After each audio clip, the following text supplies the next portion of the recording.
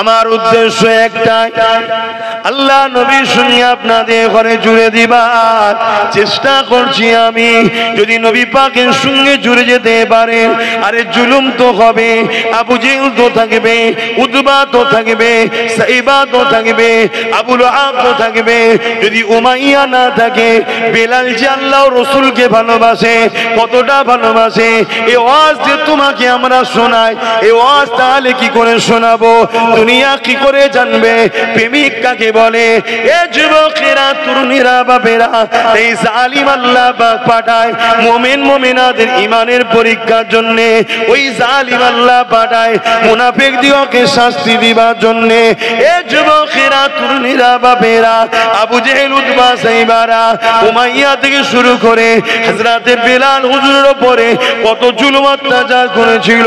হযরতে বেলাল হুজুরকে এমন করে পায়ে দড়ি বেঁধে, কোমরে দড়ি বেঁধে মক্কার বাজারে নিয়ে এসে সবার সামনে জুলুম শুরু করে দিল। এলাকায় মানুষ ভিড় করে ফেললো। সবাই জিজ্ঞাসা করতে লেগেছে, কেন বেলালকে মারতে লেগেছো? বেলাল কি খুন করেছে?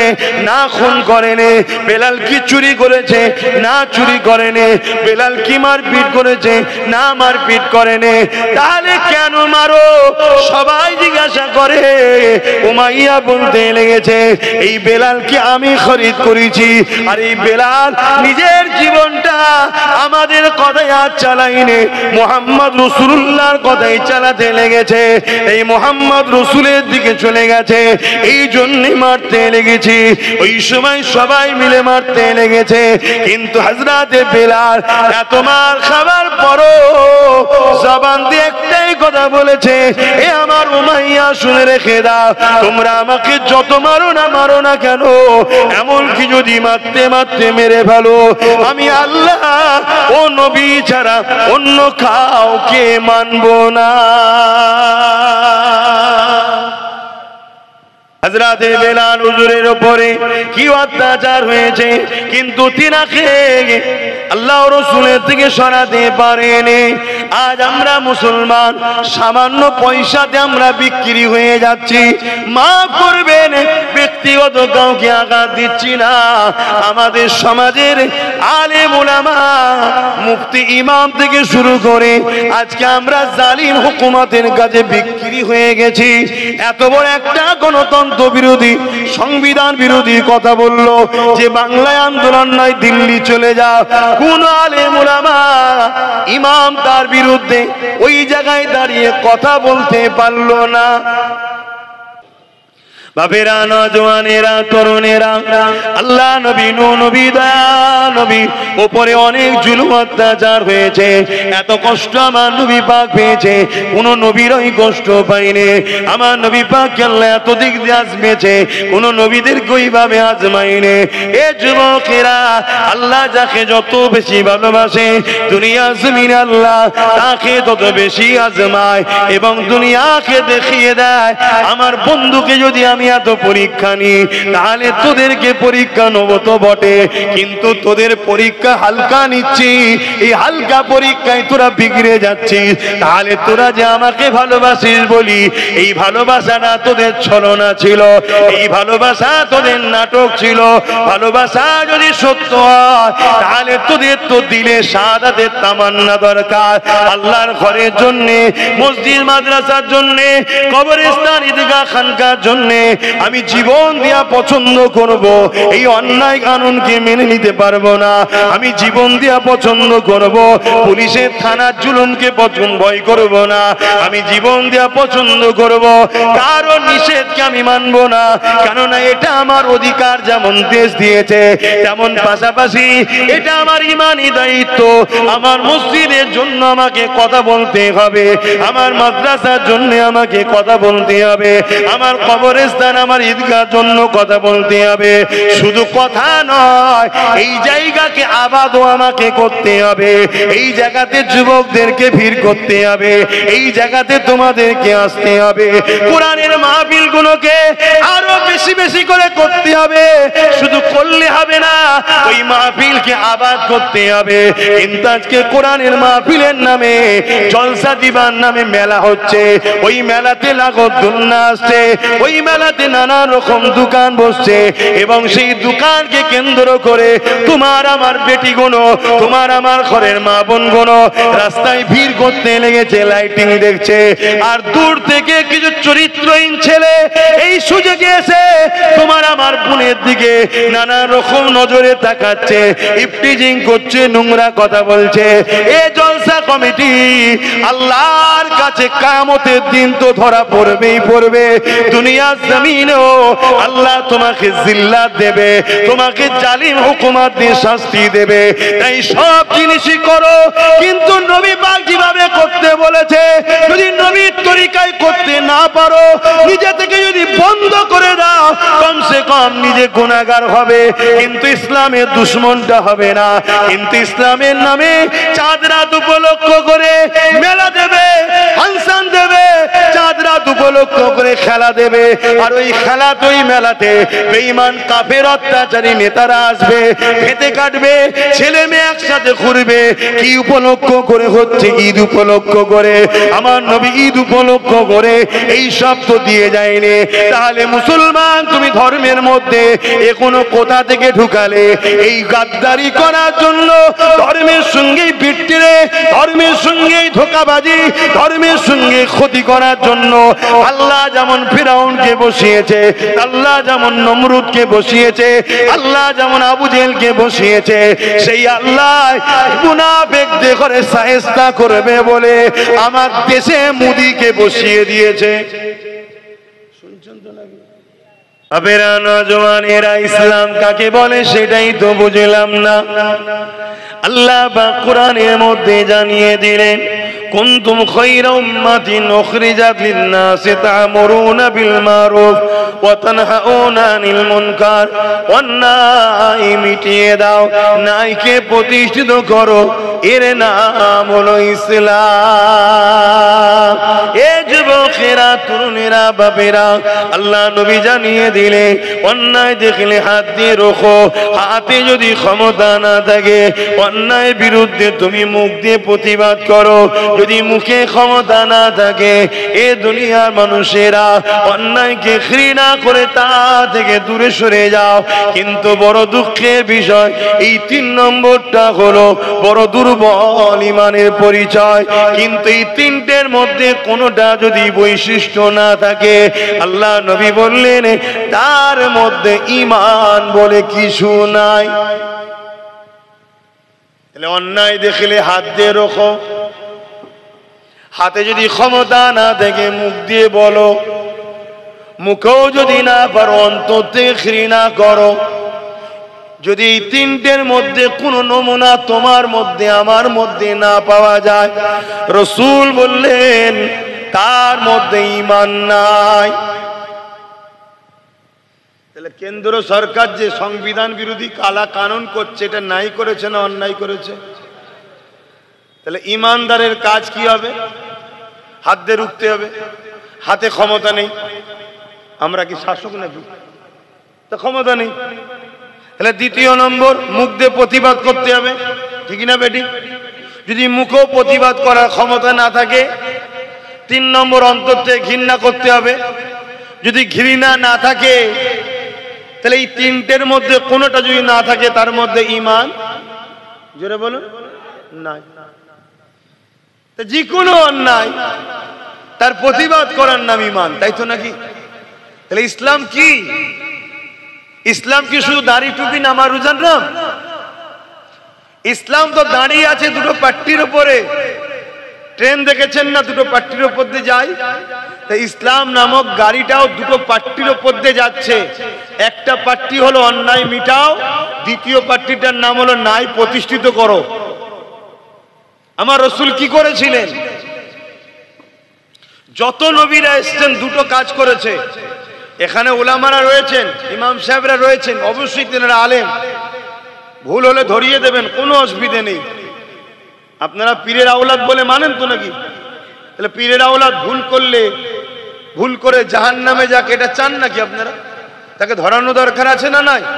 কিন্তু সেটা ধরানোর মধ্যে একটা ভালোবাসা যেন থাকে, হিংসা না হয়, রাগ না হয়। তাহলে আবার দুঃখ লাগবে যে মানুষ মাত্র ভুল হতে পারে, তুই রাগ মিটাচ্ছিস কেন? ঠিক না? এই কানে পোকা ঢুকে যাচ্ছে, নাকে পোকা ঢুকে যাচ্ছে, কি ওয়াজ হবে? এইগুলো সব বুঝতে হয়। এজন্য উচিত এই দূর থেকে হ্যালোজেন মারা। কেন এখন তো পোকা থাকবে, আলো থাকলে তো পোকা আসবে। তাই কি ওয়াজ করবো আমি এইভাবে? হ্যাঁ, আবার একটা পোকা আছে সে লাগার পরে আবার চুলকাবে। আবার একটা পোকা আছে চোখে ঢুকলে হু করে জ্বলবে। অথবা আল্লাহর সৃষ্টি কত ধরনের। তবে আমি একটা খুশি সংবাদ এখানে দেবো, যদি ইমানদার হও সুবহানাল্লাহ খুব জোরে বলতে হবে। বলবো তো নাকি? আহা, আমার নবীর গায়ে কোনো পোকা মশা মাছি বসতো না। জোরে বলুন, আরো জোরে বলো। আল্লাহু আকবার, আল্লাহু আকবার। এটা হলো ইমানের নমুনা, যে আমার হুজুরের শানের কথা শুনলে আমরা খুশি হই। কেন? আমরা তিনাকে ভালোবাসি, তাই তো নাকি? হ্যাঁ, এটা ইমানের বৈশিষ্ট্যের মধ্যে একটা বৈশিষ্ট্য। তো ভাইরা আমার, কি কথা বলছিলাম? অন্যায় দেখলে হাত দিয়ে রুখতে হবে, তাই তো নাকি? গত 10 বছর ধরে আব্বাস সিদ্দিকী বলছে ওয়াকফ যাচ্ছে, বলছে না? বলেন, বলুন। আজকে আমার কথা মিলছে তো? হ্যাঁ, আমি গত 10 বছর ধরে বলছি তোদের মসজিদ তোদের থাকবে না। মসজিদে ঢুকবি AK-47 লে দাঁড়িয়ে থাকবে, ঢুকতে দেবে না। কবরস্থানে কবর দিতে পারবে না, মা বাপদের ঘরে পুড়াতে হবে। আমি আজকেও কিন্তু ওই জায়গাতেই দাঁড়িয়ে আছি। মসজিদে ঢুকতে পারবে না, কবরস্থানে কবর দিতে পারবে না। যদি যেভাবে জীবন যাপন করছে এইভাবে জীবন যাপন করো। আর যদি মনে হয় যে না পরিবর্তন হব, তাহলে তোমার মসজিদে যারা চোখ তুলছে তাদেরকে আল্লাহ অন্ধ করে দেবে, কোনো চিন্তা করো না। আর অবশ্যই তোমার মা বোন ইজ্জতের সাথে আল্লাহর হাওয়ালায় কবরস্থ করেই আমরা দেব। কথা শুনছো? কিন্তু পরিবর্তন হতে হবে। সেই পরিবর্তনের প্রথম রাস্তা হলো একটাই, দুনিয়ায় আমাদের দ্বিতীয় কেউ নেতা নয়, একটাই নেতা, মুহাম্মদুর রাসূলুল্লাহ। জোরে বলুন সুবহানাল্লাহ। উঠা বসা, চাল চলন, কথাবার্তা, লাইফ স্টাইলে, জীবনের প্রত্যেকটা মুহূর্তে, প্রত্যেকটা সেকেন্ডে মুহাম্মদ রাসূল ছাড়া দ্বিতীয় কাউকে ফলো করা যাবে না। দ্বিতীয় কারো জয়গান নয়, দ্বিতীয় কারো প্রশংসা নয়, সবকিছু মুহাম্মদ রাসূলের জন্য করতে হবে। এই ফলোটা মুহাম্মদ রাসূলকে আল্লাহ করতে বলেছে। জোরে বলুন সুবহানাল্লাহ। কেন? আল্লাহ কোরআনের মধ্যে বলছেন লাকাদ কানা লাকুম ফি রাসূলিল্লাহি উসওয়াতুন হাসানা। সবথেকে উত্তম মডেল করে আমি মানুষ্য জাতির জন্য মুহাম্মদ রাসূলকে পাঠিয়েছি। জোরে বলুন সুবহানাল্লাহ। তাহলে মুহাম্মদ রাসূল মানুষ্য জাতির জন্যই মডেল। সে মুসলমান হোক, হিন্দু হোক, খ্রিস্টান হোক, আদিবাসী হোক, শিখ হোক, পাঞ্জাবি হোক, সবার তিনি রাসূল, সবার তিনি মুহাম্মদ সাল্লাল্লাহু আলাইহি ওয়াসাল্লাম প্রফেট, সবার তিনি মেসেজ দাতা, সবার জন্য তিনি এসেছে। কিন্তু তিনাকে যারা দিল ও মুখ থেকে প্রকৃত মানে তাদেরকে বলা হয় মুমিন, মুসলমান। জোরে বলবেন সুবহানাল্লাহ। আর যারা মুখে মানে দিলে মানে না তাদেরকে বলা হয় মুনাফিক, মুসলমান। আর যারা মুখও মানে না মনও মানে না তাদেরকে বলা হয় গায়ের মুসলমান। বুঝে আসলো? তাহলে মানুষের কোয়ালিটি কথা তিনটে। আমরা কোন কোয়ালিটির মধ্যে পড়ছি ভাবতে হবে। ওয়াজ করা হয়ে যেতে পারে বাপ, ঝগড়া টগড়া করিস নি বাপ, ভালো না লাগলে দাওয়াত করবি না, কথা বুঝে আসছে? কিন্তু যেটাই বলবো ইসলামের কথা বলবো, বাইরে বলছি না। তাহলে নাম্বার 1 রাসূল সবার জন্য মডেল। এই জায়গায় একমত তো নাকি? কথা বল। কেন? সৃষ্টিকর্তা আমার আলাদা, আপনার আলাদা নাকি? প্রত্যেকটা কুল কায়নাতের সৃষ্টিকর্তা একজন।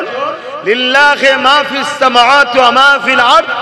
জমিন আসমান এবং এর মধ্যে যা কিছু আছে এই সব কিছু সৃষ্টি মালিক একজনকে।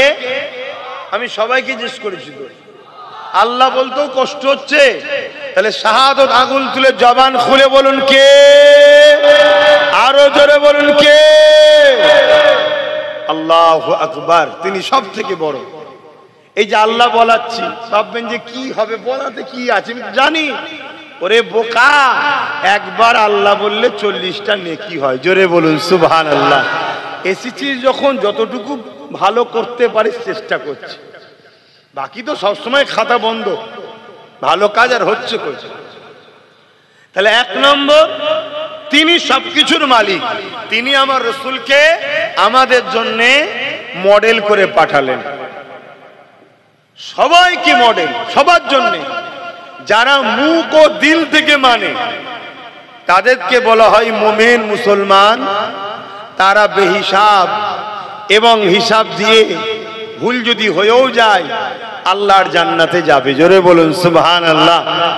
2 নম্বর হলো মুখে মানে, যে নবী মানি, দিল থেকে মানে না। কেন মানি? মুখে বলে, মুসলমানদের মধ্যে ঢুকে আস্তে আস্তে মুসলমানদের মধ্যে হাজারো দল তৈরি করতে হবে। টুকরো টুকরো টুকরো টুকরো করে দাও মুসলমানকে, এক কাট্টার না হয়ে থাকে। এ গ্রুপ, সে গ্রুপ, ওই গ্রুপ, এর লোক, ওর লোক, সে তার লোক, হয় না, হয় না। এটা হলো মুনাফিকদের ঘরে ঢুকানো হয়, যাতে গ্রুপ তৈরি কর, একসাথে না হয়ে যায়। কেন একসাথে হয়ে গেলে 313 জনে যদি এই জোর হয়, খাজা মঈনুদ্দিন আজমিরি একা যদি এই জোর হয়, তাহলে এ বেটাগুলো যদি এক হয়ে যায় তাহলে তো রুখবো কি করে? কথা বুঝছেন তো নাকি? এর জন্য ঢুকানো হয়। তারা মুখে বলে নবী মানি, দিলে মানে না। চিনবেন কি করে? চিনার নমুনা হলো এটা, নামাজ, রোজা, দাড়ি, টুপি, হজ, যাকাত, দান, খায়রাত সব বিষয় করে, সব বিষয়ে আলোচনাও করে। নবীর শান, মর্যাদা, আদব করে না, আর আলোচনা করতেও চাই না। ওলি আউলিয়া যারা নবীর সঙ্গে জোরে, নবীর আশিক যারা, তাদের আলোচনা করে না আর তাদেরকে ভালোবাসতে চায়ও না। এটা হলো মুনাফিক মুসলমানদের একটা বড় নমুনা বলে যাচ্ছে। কথা মাথায় থাকবে। আল্লাহ নবী বলেছেন মুনাফিকের আরেকটা নমুনা হলো যারা, আমার নবী বলছেন, আমার খানদানের সমালোচনা করে, তারা হলো মুনাফিক। আর মুমিনের বৈশিষ্ট্য হলো, রাসূল বলছেন যারা আমার খানদানের সমালোচনা বলুন করবে না। হ্যাঁ, মুনাফিকের আরো নমুনা আছে, মুখে এক, অন্তরে এক, কথা বলে, মিথ্যা বলে, ওয়াদা খিলাফ করে, এগুলো সব নমুনা।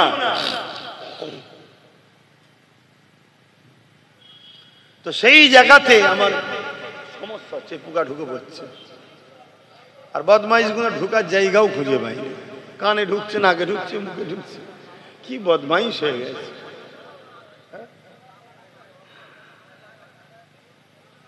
পাখার জন্য ছিটকে চলে এসছে না, কি বলেন?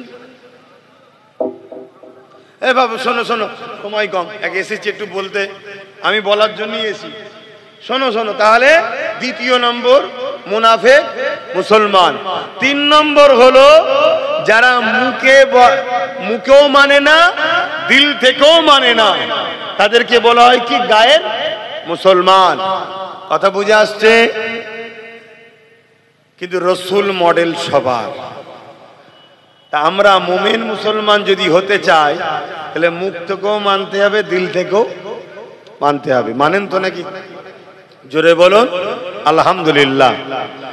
তাহলে আমাদের ঘরে সর্বক্ষেত্রে আমার রাসূলুল্লাহকে মডেল হিসাবে মানতে হবে।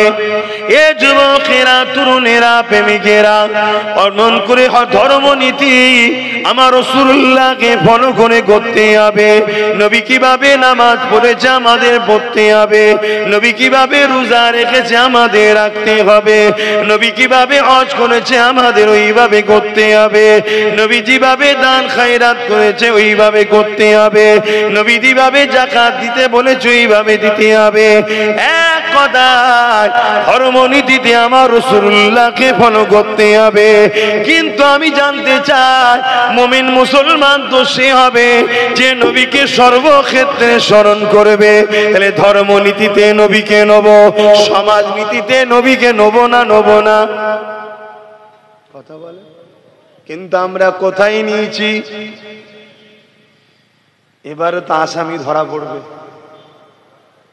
আমরা মসজিদে নবীকে রেখেছি, মাদ্রাসায় নবীকে রেখেছি, জলসা মাহফিলে নবীকে রেখেছি, আমাদের সমাজ নীতিতে নবীকে রাখিনি, আমাদের প্রতিবেশ নীতিতে নবীকে রাখিনি। কিন্তু আমার রাসূলুল্লাহকে সর্বক্ষেত্রে রাখতে হবে। সমাজ নীতিতে নবীকে রাখতে হবে, প্রতিবেশী নীতিতে নবীকে রাখতে হবে, সংসার নীতিতে নবীকে রাখতে হবে, অর্থনীতিতে নবীকে রাখতে হবে। এ যুবকেরা আপনারা বুঝতে পারছেন তো নাকি? সব ক্ষেত্রে মডেল হলো রাসূল। রাসূল ছাড়া অন্য কাউকে মডেল বানানো বা ফলো করা হলো হারাম। শুনছেন? এবারে আলেম উলামাদেরকে আমরা মানি না মানি না? কেন মানি?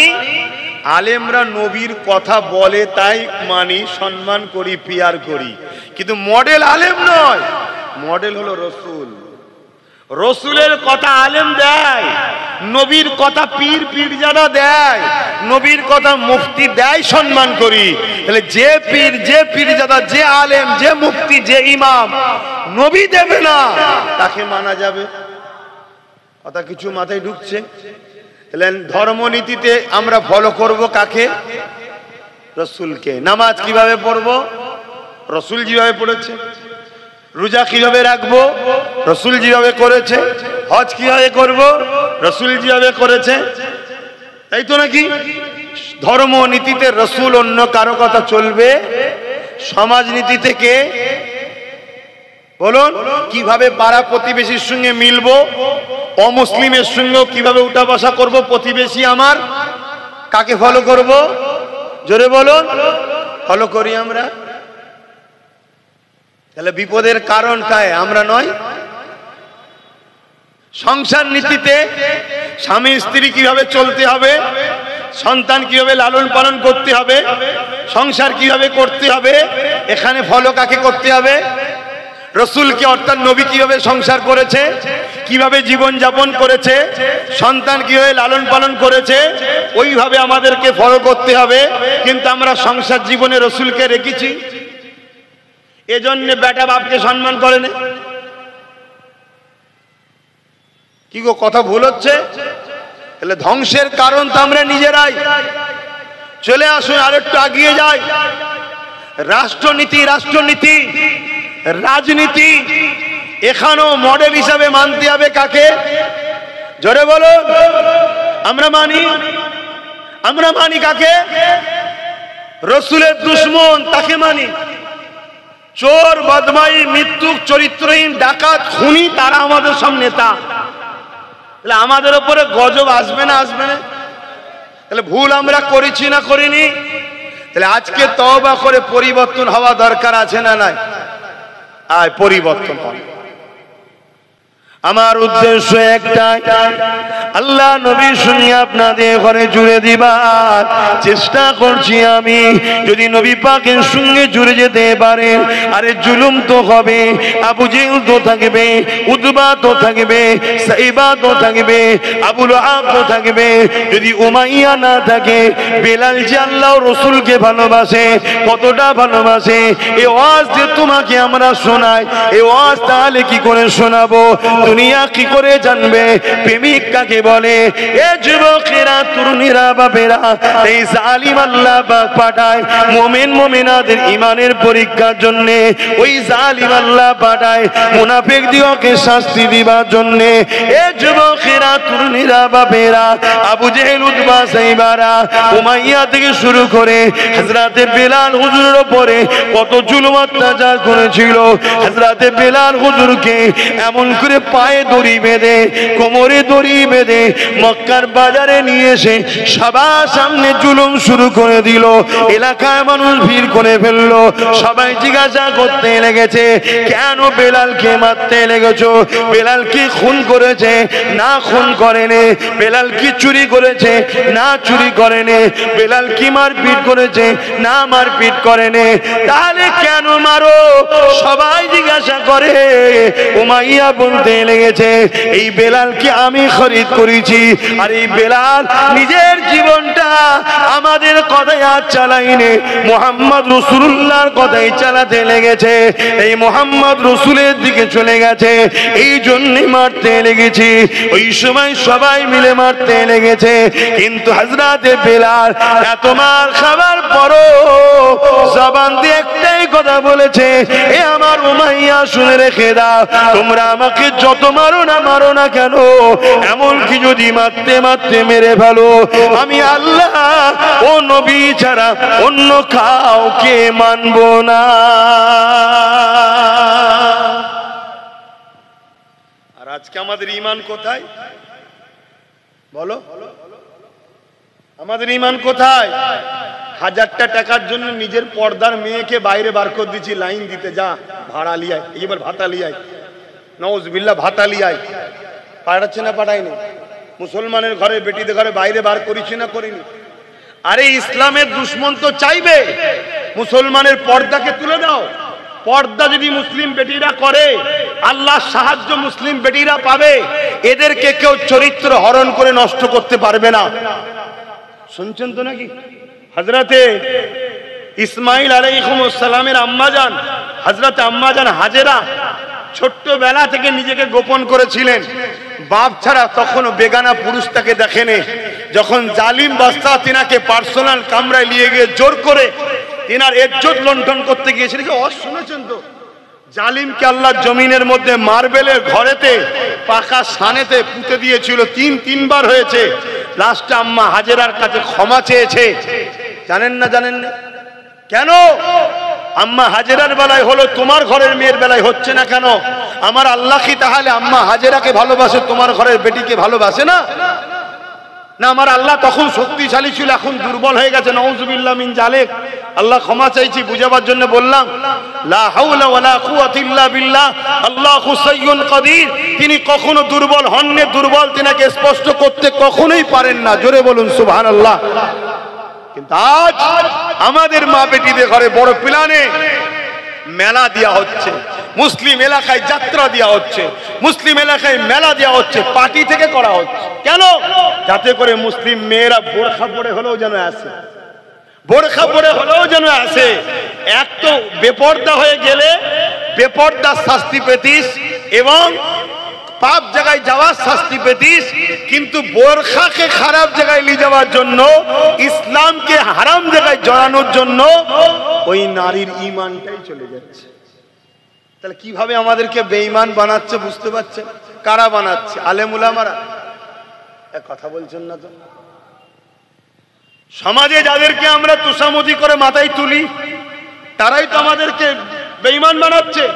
আমাদের চাকরি দেয় না তারা, আমাদের রুজি রুটি তারা দেয় না, আমাদের খোঁজ খবর রাখে না, আমরা কিছু বিপদে পড়লে সাথ দেয় না। আমাদের ওয়াকফ বিলের জন্য, মসজিদ মাদ্রাসাকে দখল করার জন্য ও যেমন চুরি করার চেষ্টা করছে, ইনি আবার বলছে দিল্লি চলে যাও, এখানে আন্দোলন নয়। এক্ষেত্রে কোনো বেটা আমাদের সাথ দেয় না। দেবে কি? স্কুল বন্ধ কর, মদের দোকান দে। কেন মদের দোকান দেবে? যাতে করে মুসলিম ঘরের যুবক ছেলেটা 10 বার দূরে থাকলেও 11 বারের মাথায় যেন একবার মদটা খেয়ে নেয়। আর মদটা যখনই খাবে ওর শরীরে হারাম ঢুকে গেল, ওই শরীরের রক্তটা হারাম হবে। হারাম রক্ত যে শরীরে থাকে, ওই শরীর কখনো তোমার ভালো আল্লাহর পাক জান্নাতে এবং দুনিয়ায় আল্লাহ সাহায্য, তার দ্বারা পাপ করা, খুন করা, জুলুম করা সহজ না, সহজ না। একটা নারী একটা মুসলিম ছেলেকে খারাপ করার জন্য উঠে পড়ে লেগেছে। এসব তো ইতিহাসও আপনারা পড়বেন না, এটা নতুন নয়, যুগ যুগ ধরে চলে আসছে। মুসলিমদের ঘরে পাপ রাস্তায় নামাও, কেন পাপ রাস্তায় না নামলে এরা আল্লাহর সাহায্য পাবে। আর আল্লাহর সাহায্য যদি পায়, বদরে 313 জন যেমন জিতেছে, এরাও জিতবে। জোরে বলুন সুবহানাল্লাহ। আল্লাহর সাহায্য পেয়েছিল হযরতে সালাউদ্দিন আইবি, মোহাম্মদ বিন কাসেম, তারা আল্লাহর সাহায্যে অল্প সংখ্যা নিয়ে বারবার বিজয় লাভ করেছে। জোরে বলুন সুবহানাল্লাহ। আল্লাহর সাহায্য পেয়েছিল হযরতে খালিদ বিন ওলীদ, মাত্র 3000 সৈন্য নিয়ে 2 লক্ষ রোমের বিরুদ্ধে লড়াই করে আল্লাহ তাকে সেখান থেকে বিজয়ের সাথে সম্মানের সাথে ঘরে ফিরিয়েছে। জোরে বলুন সুবহানাল্লাহ। ভাবতে পাচ্ছেন 3000 অপর দিকে 2 লাখ, এটা গল্প নয়, এটা বাস্তব। আমরা তো সবসময় ম্যান দেখি, আমরা নিজেরাই বলি আমরা কি করব, আমরা গুটি কত লোক, আমাদের কি হবে, আমাদের হাতে পুলিশ নেই, আমাদের হাতে এই নেই, আমাদের হাতে অস্ত্র নেই, আমাদের হাতে পয়সা নেই, বলি না? এইসব ইমানের দুর্বলের লক্ষণে গুণ। ইমানদার কখনো পয়সা দেখে না, ইমানদার কখনো পুলিশ প্রশাসন দেখে না। ইমানদার দেখে আমি নায়ের ওপরে আছি, আল্লাহ আমার সাথে আছে, চলো, আর কোনো কথা না, ব্যাস এটা দেখে। শুনছেন, পয়সা থাকলেই যদি কামিয়াবি হতো, বড় বড় সেলিব্রিটি যাদেরকে দুনিয়ায় বলে, খেলোয়াড় জগতে যাও, সিনেমা জগতে যাও, যে কোনো জগতে যাও, যাদের দুনিয়া বড় বড় সেলিব্রিটি বলে, তাদের একটা ছেলে দেখাতে পারবে তাদের মতো উপযুক্ত হতে পেরেছে? তাহলে পয়সা সমাধান নয়, সমাধান হলো তোমার আল্লাহর উপরে অগাধ ভরসা রাখতে হবে, ঈমান রাখতে হবে। অন্য কোন ধর্মের জাতি সে কিসের উপরে ভরসা করছো, তোমাকে আমাকে ডিপেন্ড করলে হবে না। তো ভাইয়েরা আমার, সর্বক্ষেত্রে রাসূলকে মডেল বানাতে হবে, তবেই কামিয়াবি, তবেই কামিয়াবি। হযরতে বেলাল হুজুরের উপরে কি অত্যাচার হয়েছে, কিন্তু তিনাকে আল্লাহ রাসূলের থেকে সরাতে পারেনি। আজ আমরা মুসলমান, সামান্য পয়সাতে আমরা বিক্রি হয়ে যাচ্ছি। মাফ করবেন, ব্যক্তিগত কাউকে আঘাত দিচ্ছি না। আমাদের সমাজের আলেম উলামা, মুফতি, ইমাম থেকে শুরু করে আজকে আমরা জালিম হুকুমতের কাছে বিক্রি হয়ে গেছি। এত বড় একটা গণতন্ত্র বিরোধী, সংবিধান বিরোধী কথা বললো যে বাংলায় আন্দোলন নয়, দিল্লি চলে যাও। কোন আলেম উলামা, ইমাম তার বিরুদ্ধে ওই জায়গায় দাঁড়িয়ে কথা বলতে পারলো না। পেরেছে? কেন পারেনি? কোথায় দুর্বল হচ্ছি বুঝতে পারছেন? এই জন্যই তো আমরা শেষ। আর এগুলো বলছে ইচ্ছা করে, শুধুমাত্র টেস্ট করার জন্য আমার গোলাম কত হয়েছে, আমার গোলাম কতটা হয়েছে। এদেরকে যে আগে গণহত্যা করব, তো গণহত্যার আগে একবার টেস্ট করতে হবে তো নাকি? হ্যাঁ, আমি বলে যাচ্ছি আপনাদেরকে, গণহত্যার প্ল্যান হচ্ছে, ওপেন বলে যাচ্ছি। আপনারা ঘুমান, কিন্তু আপনারা তো মরবেন। আপনাদের ঘরে এই বাচ্চা কোনো জন্ম হওয়াটা আপনাদের কারণে এরাও। যেমন গত পরশুদিন দেখছিলাম 4 বছরে একটা বাচ্চা মেয়েকে 40 বছরের লোক রেপ করেছে। তার প্রচার প্রসার কোন মিডিয়াতে দেখতে পাচ্ছেন? কেন দেখতে পান না? 4 বছরের বাচ্চাটা হলো মুসলিম, আর যে রেপ করেছে সে অমুসলিম, তাই প্রচার হয়নি। অর্থাৎ তাদের ধারণা এটা ঠিক করেছে, অসুবিধা কিছু নেই, মুসলিম মেয়ে তো। তার মানে কি, ইসলামকে কতটা ঘৃণা করে দেখুন, এরা কতটা জাহিলিয়াতের দিকে চলে গেছে, যে একটা 4 বছরের বাচ্চা মেয়ের মধ্যে ও ধর্ম দেখছে। যেমন 7 বছরের কাশ্মীরের আসিফা 13 দিন ধরে মন্দিরের মধ্যে রেপ হলো। যারা রেপ করলো, পরবর্তীতে বিজেপির লোকেরা, কেন্দ্রের লোক যারা, তারা কি করছে, তাকে ফুলের মালা দিয়ে সংবর্ধনা দিচ্ছে। তার মানে কি, তুই 7 বছরের মেয়েকে রেপ করেছিস, ঠিক করেছিস, কেন মুসলমান? আর তাদের পিছনে আমার কম ছুটে বেড়ায়, তাদেরকে আমার কম সাপোর্ট করে, তাদেরকে নিয়ে আমার কম মাথায় তুলে হই হই করে। তাহলে এ জাতি ধ্বংস হবে না তো হবে কারা বাপ? এদের মসজিদ ভাঙবে না তো কাদের ভাঙবে বাপ? আমার অজে কি অসুবিধা হচ্ছে? যদি অসুবিধে না হয় তাহলে এইভাবে আর থেকো না, এরকম হও, একমুঠো হও। আর একমুঠো হবে, নেতৃত্ব তার মানবে যে তোমাকে রসুলের সঙ্গে জুড়তে চাইবে। যে রসুলের সঙ্গে জুড়তে চাই না, তার নেতৃত্ব তুমি মেনো না।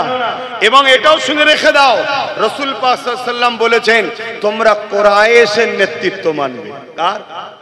কুরাইশের। এটাও শুনে রাখো। দাড়িওয়ালা টুপিওয়ালার অভাব নেই বাপ, মুফতি মাওলানার অভাব নেই, বক্তার অভাব নেই, কিন্তু মনে রাখবেন এজিদের দিকে 13,000 মুফতি মাওলানা আলেম ছিল। মাথায় ঢুকছে? এজিদের দিকে ছিল, আর ইমাম পাক মাত্র 72 জন ছিল। বেশি হওয়া মানেই যে হক হবে এমনটা নয়, হকের মাপকাঠি বেশি নয়, হকের মাপকাঠি দাড়ি টুপি জুব্বা টুপি দাড়ি হয় এগুলো নয়, এগুলো পরের সিমটম। প্রথম সিমটম হলো কি, ওর দিলে হুজুরের মহব্বত আদব আছে কি দেখ। শুনছেন তো? যদি হুজুরের মহব্বত আদব থাকে তার পিছনে শক্ত হয়ে দাঁড়াও। কেউ যদি তোমাকে সাহায্য না করে, সাহায্য করবে জিনার সাহায্য ছাড়া আমরা জিততে পারি না, কখনো কামিয়াবি হতে পারি না। আমরা তো নিজেরাই বলি আল্লাহর রহমত ছাড়া কামিয়াবি নাই, বলি না? বলি না? তা আল্লাহর রহমতটা কি? সূরা আম্বিয়ার মধ্যে আল্লাহ বলছেন ওয়ামা আরসালনাকা ইল্লা রাহমাতাল লিল আলামিন, আমার রহমত মুহাম্মদ সাল্লাল্লাহু আলাইহি ওয়াসাল্লাম। জোরে বলুন সুবহানাল্লাহ। তামাম আলমের জন্য যিনাকে রহমত করে পাঠিয়েছে। তাহলে রসুল ছাড়া বিজয় আছে? তাই তো বিজয় নেই আমাদের, তাই তো মার খাচ্ছি। আমাদের যুব সমাজের দিলে নবী কই? আমাদের যুবকরা জানে ওদের লিডারটা কে? ওরা সামান্য একটু কারো ক্ষমতা দেখলে তার পিছনে ছোটে, যে ক্ষমতার সঙ্গে একটু গা ভিসিয়ে চলতে হয়। তো ক্ষমতার সঙ্গে যদি গা ভেসিয়ে চলতে হয় তো মুহাম্মদ রসুলের ক্ষমতা জানো? মুহাম্মদ রসুলের ক্ষমতা কি? মুহাম্মদ রসুলের ইশারায় চাঁদটাও দুটুকরো হয়েছে। জোরে বলুন সুবহানাল্লাহ। মুহাম্মদ রসুলের ক্ষমতা কি? মুহাম্মদ রসুলের ইশারাতে সূর্য পর্যন্ত দুপারা ফিরে এসেছে। আপনি বলবেন সেদিন ছিল এখনো নেই, না বন্ধু, মুহাম্মদ রসুলের ক্ষমতাটা কি শোনো।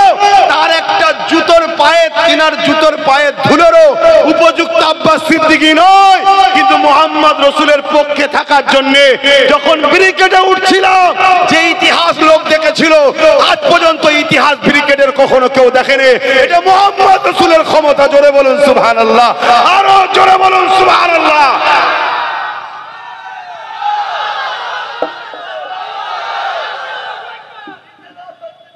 মুহাম্মদ রসুলের ক্ষমতা জানো নাকি? মুহাম্মদ রসুলের একটা গোলাম, একটা গোলাম এই বাংলায় কি কেন্দ্রকে রাজ্য উভয় সরকারের ঘুমকে হারাম করে দিয়েছে, নাম তার নওশাদ সিদ্দিকী। একটা গোলাম। শুনছেন তো নাকি? কষ্ট হলো নাকি কথা শুনে? আরে বাস্তব কথাটা শোনো। তুমি কার পিছনে ছুটছো? তুমি কোন মুসলমানকে কম্পেয়ার করছো? হ্যাঁ, হজ হাউসের মধ্যে মদের বোতল পাওয়া যাচ্ছে, যেখানে মদ থাকে সেখানে নারী জাইনের কি মানে আছে? সেখানে তুমি এহরাম বেঁধে হজ করতে যাচ্ছ? তাহলে তোমার হজটাকে, এত পবিত্রটা জিনিসটাকে রাজ্য সরকার কিভাবে তুচ্ছ করছে বুঝতে পারছো না? কথা মাথায় ঢুকছে? আমার কথায় আপনারা বেজার হচ্ছেন কেন? আমার মুসলমানের মধ্যে কিছু মুসলমান আছে কেন্দ্র সরকারের বিরুদ্ধে বলো, রাজ্যের বিরুদ্ধে বলা, তার মানে কি ও মূলত কেন্দ্র সরকারের বিরোধী, রাজ্য সরকারের দালাল। আর আমরা বলবো অন্যায়ের বিরুদ্ধে, সে কেন্দ্র হোক আর রাজ্য হোক আর আমেরিকা হোক আর প্যালেস্টাইন কি বলে ইসরায়েল হোক, অন্যায় যে করবে সে যদি আমার মায়ের পেটের ভাই নওশাদও যদি অন্যায় করে, তার বিরুদ্ধে আব্বাসকে বলতে হবে, তবেই আব্বাস মুহাম্মদ রসুলের গোলাম হবে। যে আমার ভাই হয়, ও অন্যায় করছে, করুক যে যায় না, অন্যায় অন্যায়। শুনছেন না শোনেন না? তো ভাইরা আমার, এখনো সময় আছে, আমি আবার বলছি এখনো সময় আছে, পরিবর্তন হন, এখন অ্যাক্টিভ হন, একটাই কথা বলুন, আমরা কারো পক্ষে নয়, কারো বিরুদ্ধে নয়, যে আমাদের ভাগিদারি দেবে আমরা তার সাথে আছি। ভাগিদারি ভাড়া নয়, ভাতা নয়, দালালি নয়, পাওনার হিস্সা। শুনছেন তো নাকি? আমার কথায় কষ্ট পেয়েছেন?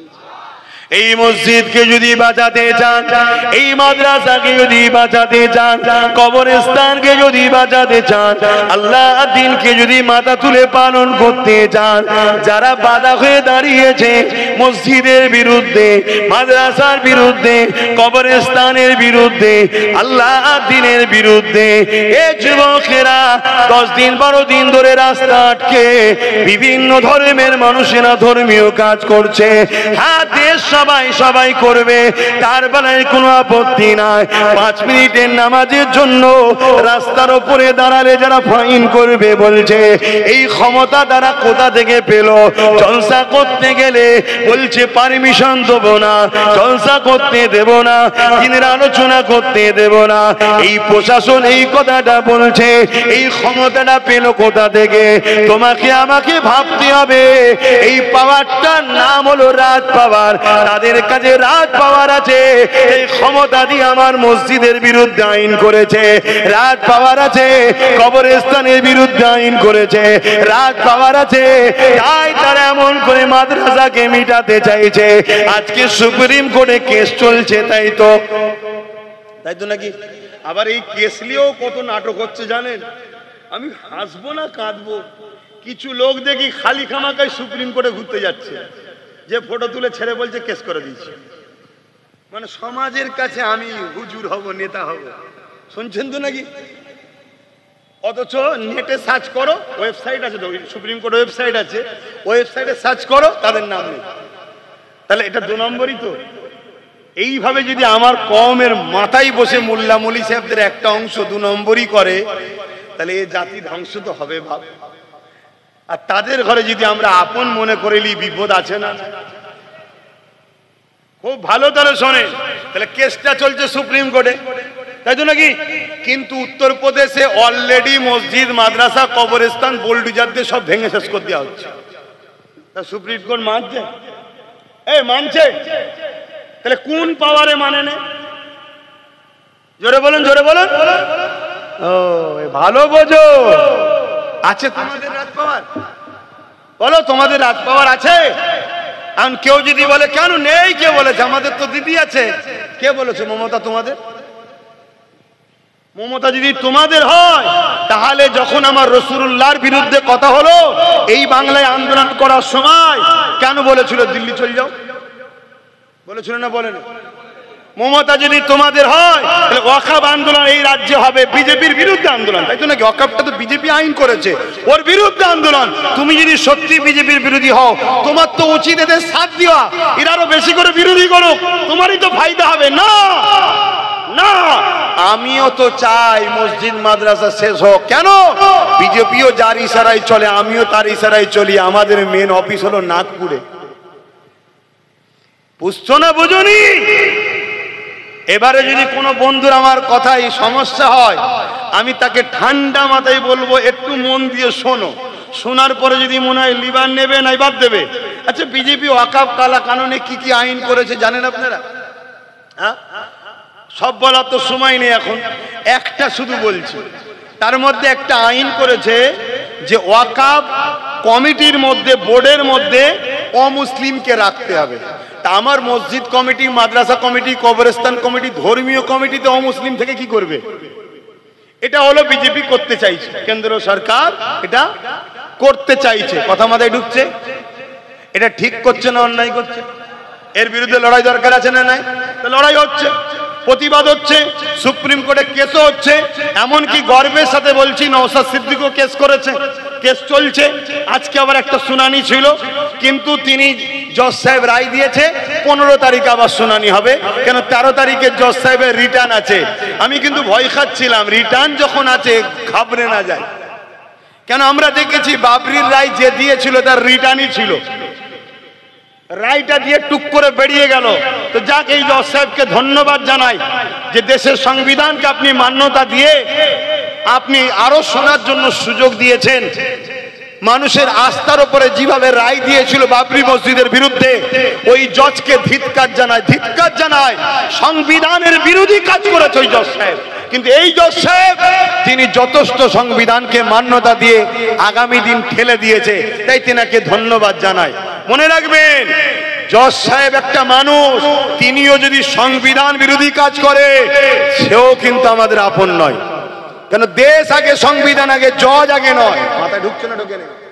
আমাদের মধ্যে একটা প্রচলন আছে, কোর্ট যখন বলে দিয়েছে আর বলা যাবে না, এটা ভুল কথা। সংবিধান বিরোধী যদি রায় হয় মানা যাবে না। সংবিধানের পক্ষে হলে আব্বাসের ঘাড়কে মানতে হবে। শুনছেন না? সুপ্রিম কোর্ট রায় দিয়েছে 15 তারিখে আবার শুনানি হবে। শুনছেন তো? আমরা অপেক্ষায় থাকবো। আন্দোলন বন্ধ করে ঘুমাবো তো নাকি? ঘুমাবেন না কেন? অনেকে তো আন্দোলন বন্ধ করে দিয়েছে।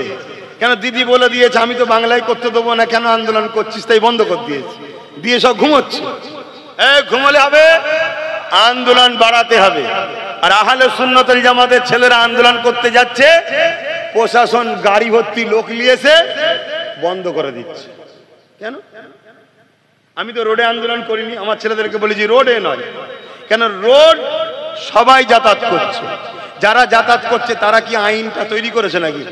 আমাদের লড়াই কি হিন্দুদের বিরুদ্ধে, আদিবাসী সাঁওতাল বাগদি কোনো মানুষের বিরুদ্ধে না? আমাদের লড়াই কেন্দ্রের জালিম সরকার যে বিল করেছে তার বিরুদ্ধে, ঠিক তো নাকি? কেন? সে বিলটা করেছে এক ধর্মের বিরুদ্ধে, দ্বিতীয় হলো সংবিধান বিরোধী আইন তৈরি করেছে। অতএব আমার দেশের সংবিধানকে যে মানবে না, সে দেশের মাথায় বসে আছে, তো কি হয়েছে? তার বিরুদ্ধে আমরা বিরোধী করব, ঠিক না বেটি? কেন? দেশ আছে, সংবিধান আগে, দেশের প্রধানমন্ত্রী আগে নয়। প্রধানমন্ত্রী কত এসছে, মরে গেছে, কত চলে গেছে, এ বেটা আছে, কাল চলে যাবে, অন্য কেউ বসবে।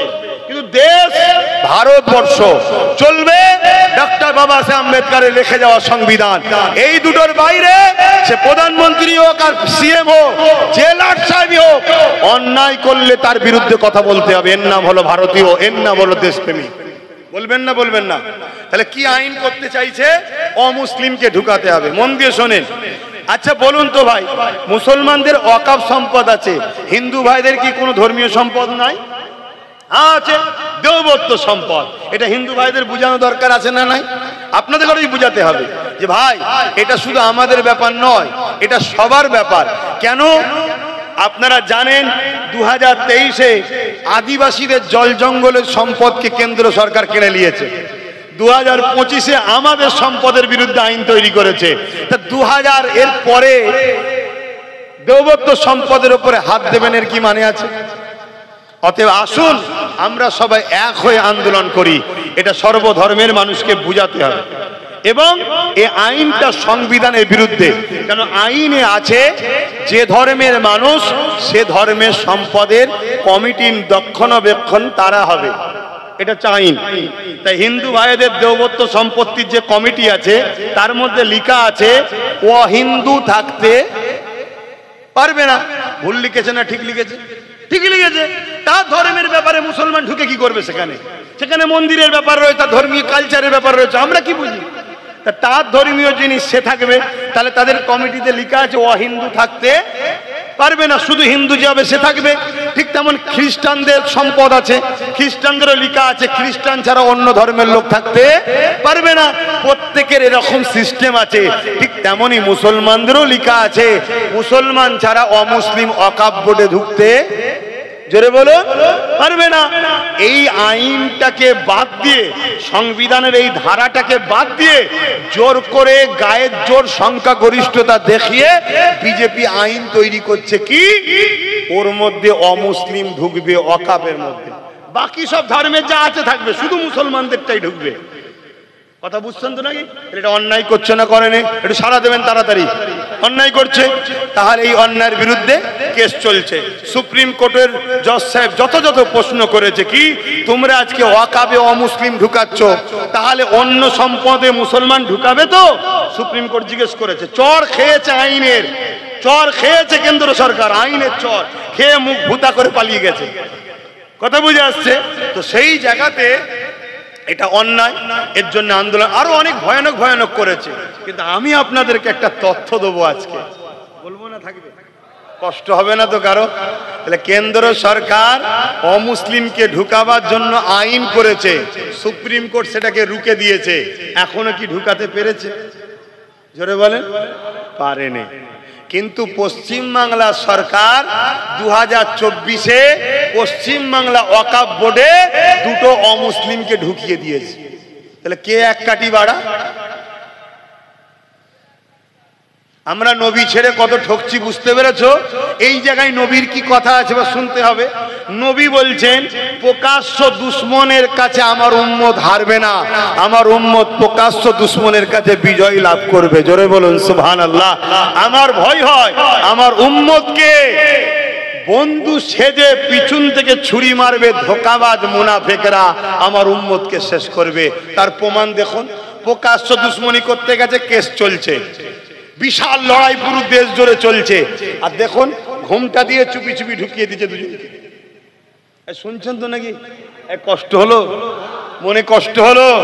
যদি তোমার কাছে মসজিদ মাদ্রাসা আগে হয় তাহলে আব্বাস সিদ্দিকীর কথা কষ্ট হবে না। কারণ আমার ওয়াকফ বোর্ডে কেন মুসলিমকে রাজ্য সরকার ঢুকালো, এর কৈফিয়ত নেওয়ার দরকার আছে না নাই? এত আন্দোলন হচ্ছে ওয়াকফ বাঁচাও, ওয়াকফ বাঁচাও, কখনো কারো মুখ থেকে শুনেছো যে এই দুজনকে কেন ঢোকানো হলো? জবাব দাও। তাহলে এরা আন্দোলন করছে এর পক্ষে ওর বিরুদ্ধে, এরা মোটেও আল্লাহর জন্য আন্দোলন করেনি, এরা এর দালালি করছে, ওর বিরোধী করছে। কেন এর দালালি করছে? এ ওয়াকফ থেকে কিছু কিছু দেয়, তুইও খা আমি খাই, তুই খা আমি খাই, গরিব যেন না পায়। অ্যাকচুয়ালি ওয়াকফটা তো গরিবদের। শুনছেন না শোনেন না?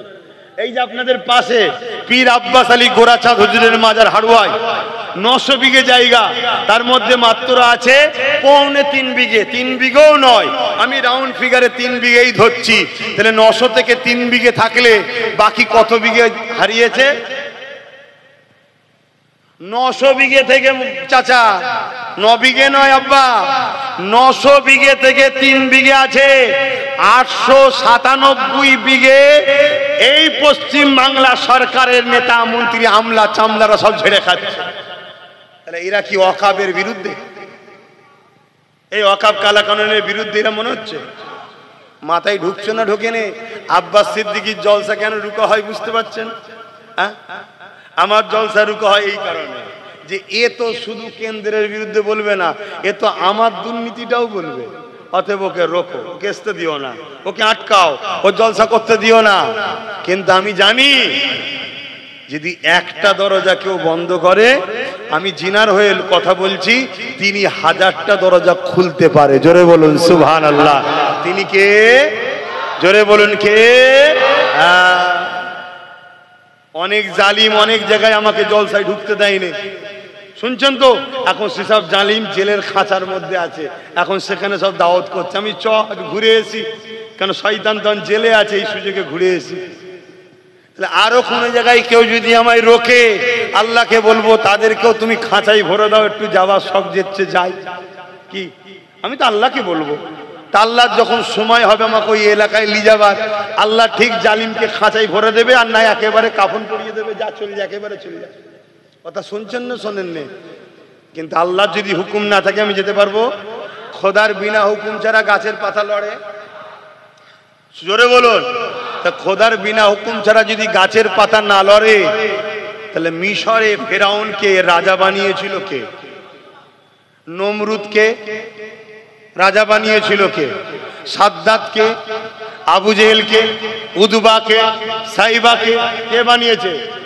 আবু জেহেলকে ক্ষমতা দিল আল্লাহ, আর সেই আবু জেহেল কষ্ট দিচ্ছে নবী আল্লাহর বন্ধুকে। কথা মাথায় ঢুকছে? কি ব্যাপার? রহস্য কি? রহস্যটা কি? আমার আল্লাহ বলছে তোদের প্রেম আর আমার প্রেম আলাদা। আমি যাকে যত ভালোবাসি দুনিয়া তার জন্য তত কঠিন পরীক্ষা নিই। জোরে বলুন সুবহানাল্লাহ। এটা আমার প্রেমিকদের সাথে আমি ব্যবহার করি, আর আমার প্রেমিক যারা এত কষ্টের মধ্যেও জান্নাতে শান্তিতে তারা থাকে। তোরা দেখিস কষ্টে, তারা থাকে আনন্দে। জোরে বলুন সুবহানাল্লাহ। নাই বলুন তো ভাই, আজকে আমার দুশ্মন বাড়ছে না বাড়ে না? কত জায়গায় বিরোধী, কত বাধা, কত সমস্যায় পড়ছি না পড়িনি? কিন্তু আমি যা আরামে আনন্দে আছি এটা আপনাকে ভাষায় বুঝাতে পারবো না। এই হক কথা বলা, নাই কথা বললে যে কি তৃপ্তি পাওয়া যায়, কি শান্তি পাওয়া যায়, একটা কেউ কখনো বলেনি আমাকে ভাড়াটিয়া দালাল। শুনছেন তো নাকি? খুব মন দিয়ে শুনবেন বাপ, কথাগুলো বুঝবেন। তাহলে আল্লাহর পক্ষে থাকবেন তো, নবীর পক্ষে থাকবেন তো, তাহলে কষ্ট তো হবে, পরীক্ষা তো নেবে। কিন্তু মুনাফিক যদি হও, দুনিয়াতেও কষ্ট, আখিরাতেও কষ্ট। বাপেরা, নওজওয়ানেরা, তরুণেরা, আল্লাহ নবী, নবী, দয়া নবী উপরে অনেক জুলুম অত্যাচার হয়েছে, এত কষ্ট আমার নবী পাক পেয়েছে, কোন নবীর ওই কষ্ট পাইনি। আমার নবী পাক আল্লাহ এত দিক দিয়ে আজমেছে, কোন নবীদেরকে ওইভাবে আজমাইনি। এ যুবকেরা, আল্লাহ যাকে যত বেশি ভালোবাসে দুনিয়া জমিনে আল্লাহ তাকে তত বেশি আজমায় এবং দুনিয়াকে দেখিয়ে দেয়, আমার বন্ধুকে যদি আমি এত পরীক্ষা নিই তাহলে তোদেরকে পরীক্ষা নেব তো বটে, কিন্তু তোদের পরীক্ষা হালকা নিচ্ছি, এই হালকা পরীক্ষায় তোরা বিগড়ে যাচ্ছিস। তাহলে তোরা যে আমাকে ভালোবাসিস বলি, এই ভালোবাসাটা তোদের ছলনা ছিল, এই ভালোবাসা তোদের নাটক ছিল। ভালোবাসা যদি সত্য হয় তাহলে তোদের তো দিলে শাহাদাতের তামান্না দরকার। আল্লাহর ঘরের জন্য, মসজিদ মাদ্রাসার জন্য, কবরস্থান, ঈদগাহ, খানকার জন্য আমি জীবন দিয়া পছন্দ করব, এই অন্যায় কানুনকে মেনে নিতে পারবো না। আমি জীবন দিয়া পছন্দ করব, পুলিশের থানার জুলুমকে ভয় করব না। আমি জীবন দিয়া পছন্দ করব, কারো নিষেধকে আমি মানবো না, কেননা এটা আমার অধিকার, যেমন দেশ দিয়েছে তেমন পাশাপাশি এটা আমার ইমানি দায়িত্ব। আমার মসজিদের জন্য আমাকে কথা বলতে হবে, আমার মাদ্রাসার জন্য আমাকে কথা বলতে হবে, আমার কবরস্থান, আমার ঈদগাহর জন্য কথা বলতে হবে। শুধু কথা নয়, এই জায়গাকে আবাদও আমাকে করতে হবে, এই জায়গাতে যুবকদেরকে ভিড় করতে হবে, এই জায়গাতে তোমাদেরকে আসতে হবে। কোরআনের মাহফিল গুলোকে আরো বেশি বেশি করে করতে হবে, শুধু করলে হবে না, ওই মাহফিলকে আবাদ করতে হবে। কিন্তু আজকে কোরআনের মাহফিলের নামে, জলসা দিবার নামে মেলা হচ্ছে, ওই মেলাতে লাগত দুলনা আসছে, ওই মেলাতে নানা রকম দোকান বসছে এবং সেই দোকানকে কেন্দ্র করে তোমার আমার বেটি গুলো, তোমার আমার ঘরের মা বোন গুলো রাস্তায় ভিড় করতে লেগেছে, লাইটিং দেখছে।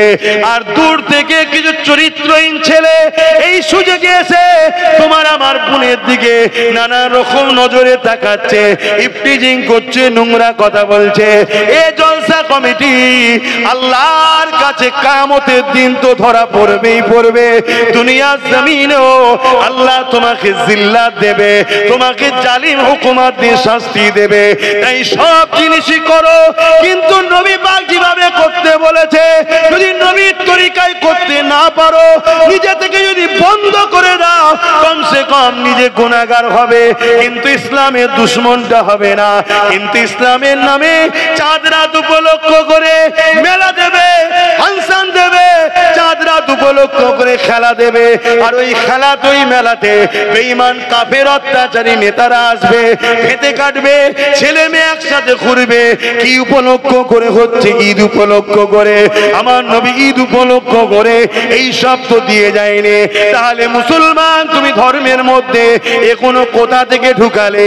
এই গাদ্দারি করার জন্য, ধর্মের সঙ্গেই বিট্টিরে, ধর্মের সঙ্গেই ধোঁকাবাজি, ধর্মের সঙ্গে ক্ষতি করার জন্য আল্লাহ যেমন ফিরাউনকে বসিয়েছে, আল্লাহ যেমন নমরুদকে বসিয়েছে, আল্লাহ যেমন আবু জেহেলকে বসিয়েছে, সেই আল্লাহ মুনাফিকদের করে শায়েস্তা করবে বলে আমার দেশে মোদিকে বসিয়ে দিয়েছে। শুনছেন তো নাকি?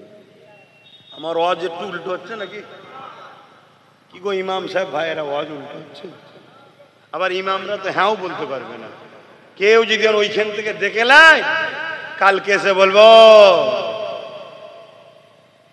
তেল হয়েছে না। তাহলে কত বড় মুনাফিক মুসলমান, ও কত বড় গাদ্দার যে ইমামের উপরে কথা বলে, ও হারামখোর, কত বড় হারামখোর যে ইমামের উপরে কথা বলে। তুই যত বড়ই লাট সাহেব হোস না কেন, আমার খোদার ঘরের যে কর্মচারী, ইমামের উপরে কথা বলার ক্ষমতা আমার দেশের প্রধানমন্ত্রীর নাই। হতে পারে দেশের প্রধানমন্ত্রী, কিন্তু ইমাম হলো আমার খোদার ঘরের দায়িত্বে আছে, এর ক্ষমতা আরো বেশি, এর সম্মান বেশি আমাদের কাছে, ঠিক না বেটি? কিন্তু কোন মুসলমান সেজে ইমামকে যদি চোখ দেখায়, ইমামের উপর জুলুম করে, ইমাম অত সুদ করে, সুদের ওয়াজ করতে হবে না, অত লোন টোনের হজ করতে হবে না, অত মদের হজ করতে হবে না। এই মসজিদ ইমাম করে হজ? কথা বলছে না তো, কেন করে না? আরে কিছু কিছু জায়গায় হয়, যাদের কলজে আছে, অনেক ইমামের কলজে একটা, অনেক ইমামের আবার 10-12টা কলজে আছে, তুমি দেখতে পারোনি। তবে মানুষের তো কলজে একটাই হয়, সাইজটা বড় রে বাবা। দেখেছেন না অনেক গরুর কলজে কানা হয়? আর দেখেছেন না, দেখেন না? আর অনেকগুলো টাটকা একদম ভালো থাকে, কানাটাকে ফেলে দিতে হয়, ভালোটাকে খুন শরীরে তৈরি হয়। খান তো নাকি মাঝে মাঝে? কিছু বাদ দিয়ে দেবে, গরু তো বাদ দেবে না। মুসলমানের মাথায় যেন ঢুকেছে গোশ খেলে ইমান পাকা হয়। কে বলেছে সব কথা?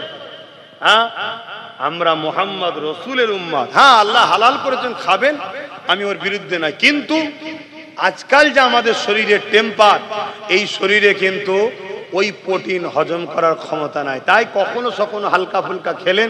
আবার আমাদের যা রান্না করে মুসলমানরা, তরকারির ওপরে 1 ইঞ্চি সুরো, মানে তেল। শুনছেন তো? বলো হুজুর আবার খাওয়ার পিছনে চলে গেল। দাদা খাওয়াটা বাদ দিলাম, যা খাওয়াটা বাদ দিয়ে দিলাম। লেন, এই তোদের 3 জনের কি হয়েছে না? কি সমস্যা হয়েছে? দেখেছি তাও পালাচ্ছে কেমন? দেখেছিস ওদের 3 জনের কি একসাথে কিছু চাপ লেগেছে নাকি? কি সমস্যা হলো 3 জনের? আমার অজে কষ্ট হলো? তাহলে একসাথে 3 জন মিলে কোথায় যাচ্ছে? না বুদ্ধির গোড়ায় ধোঁদি দিয়েছে? আবার একদল আছে তো, তওবা তওবা তওবা তওবা, এই মুখে তুমি আগুন দাও, যে মুখে তুমি আল্লাহকে ডাকো, নবীকে ডাকো। খবরদার এসব কাজ করবে না। হারাম জিনিস, মুবা জিনিস, অপছন্দনীয় জিনিস খাবে না, হালাল জিনিস খাও। কত কি আল্লাহ খাদ্য করেছে হালাল, হারামের থেকে হালাল খাদ্য দ্বিগুণ বেশি আল্লাহ করেছে। জোরে বলুন সুবহানাল্লাহ। কিন্তু আমরা হালাল ছেড়ে দিয়ে হারামের পিছনে ছুটছি। হাই রে হাই রে, আমাদেরকে কিভাবে ধ্বংস করা হচ্ছে। তো কোন কথা বলতে গিয়ে চলে গেলাম? হ্যাঁ, কোন কথা বলছিলাম গো? বলবেন, শুনছেন তো নাকি? খাবার কথাটা শেষ হয়েছে, খাবার কথা এলাম কেন? খিদে লেগেছে তাই।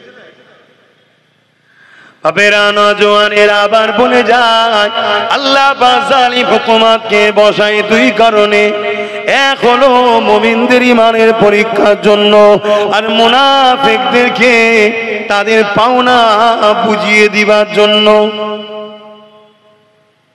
এ নওজওয়ানেরা, আমরা দেখেছি পাকা আমের সাথে কাঁচা আম মিশে থাকার জন্য কখনো কখনো ঝড় এলে কাঁচা আমও 1-2 পড়ে না। আল্লাহ নবী জানিয়ে দিলেন 2 শ্রেণীর লোক মার খাবে।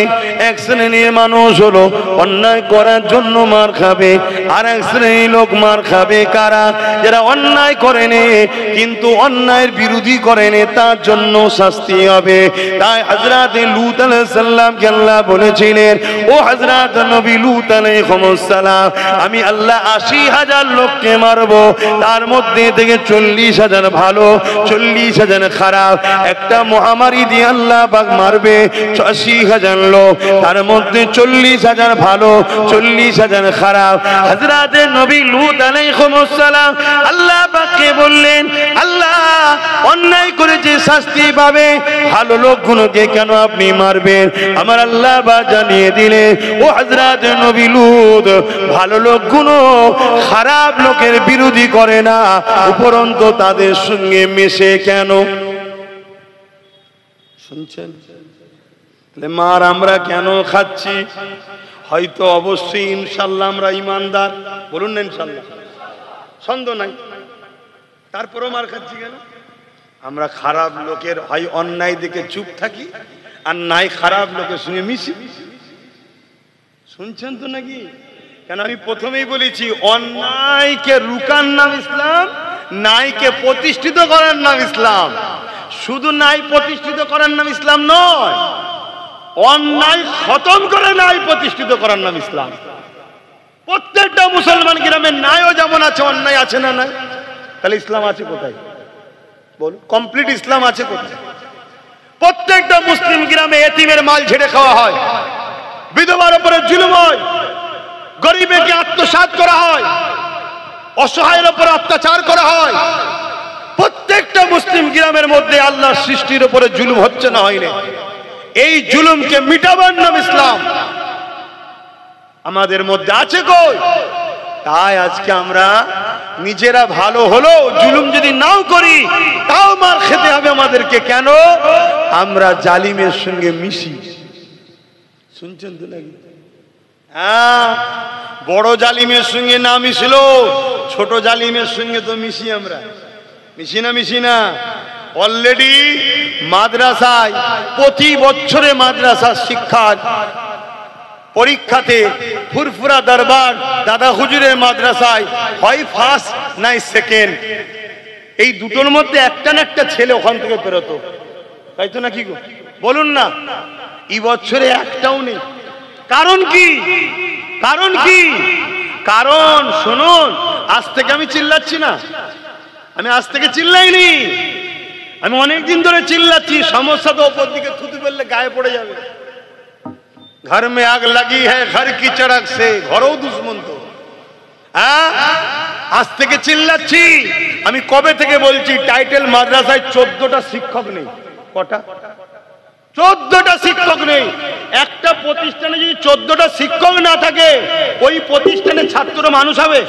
পড়াশোনা হবে? তা পড়াশোনা যখন হবে না, রেজাল্ট তো খারাপই হবে।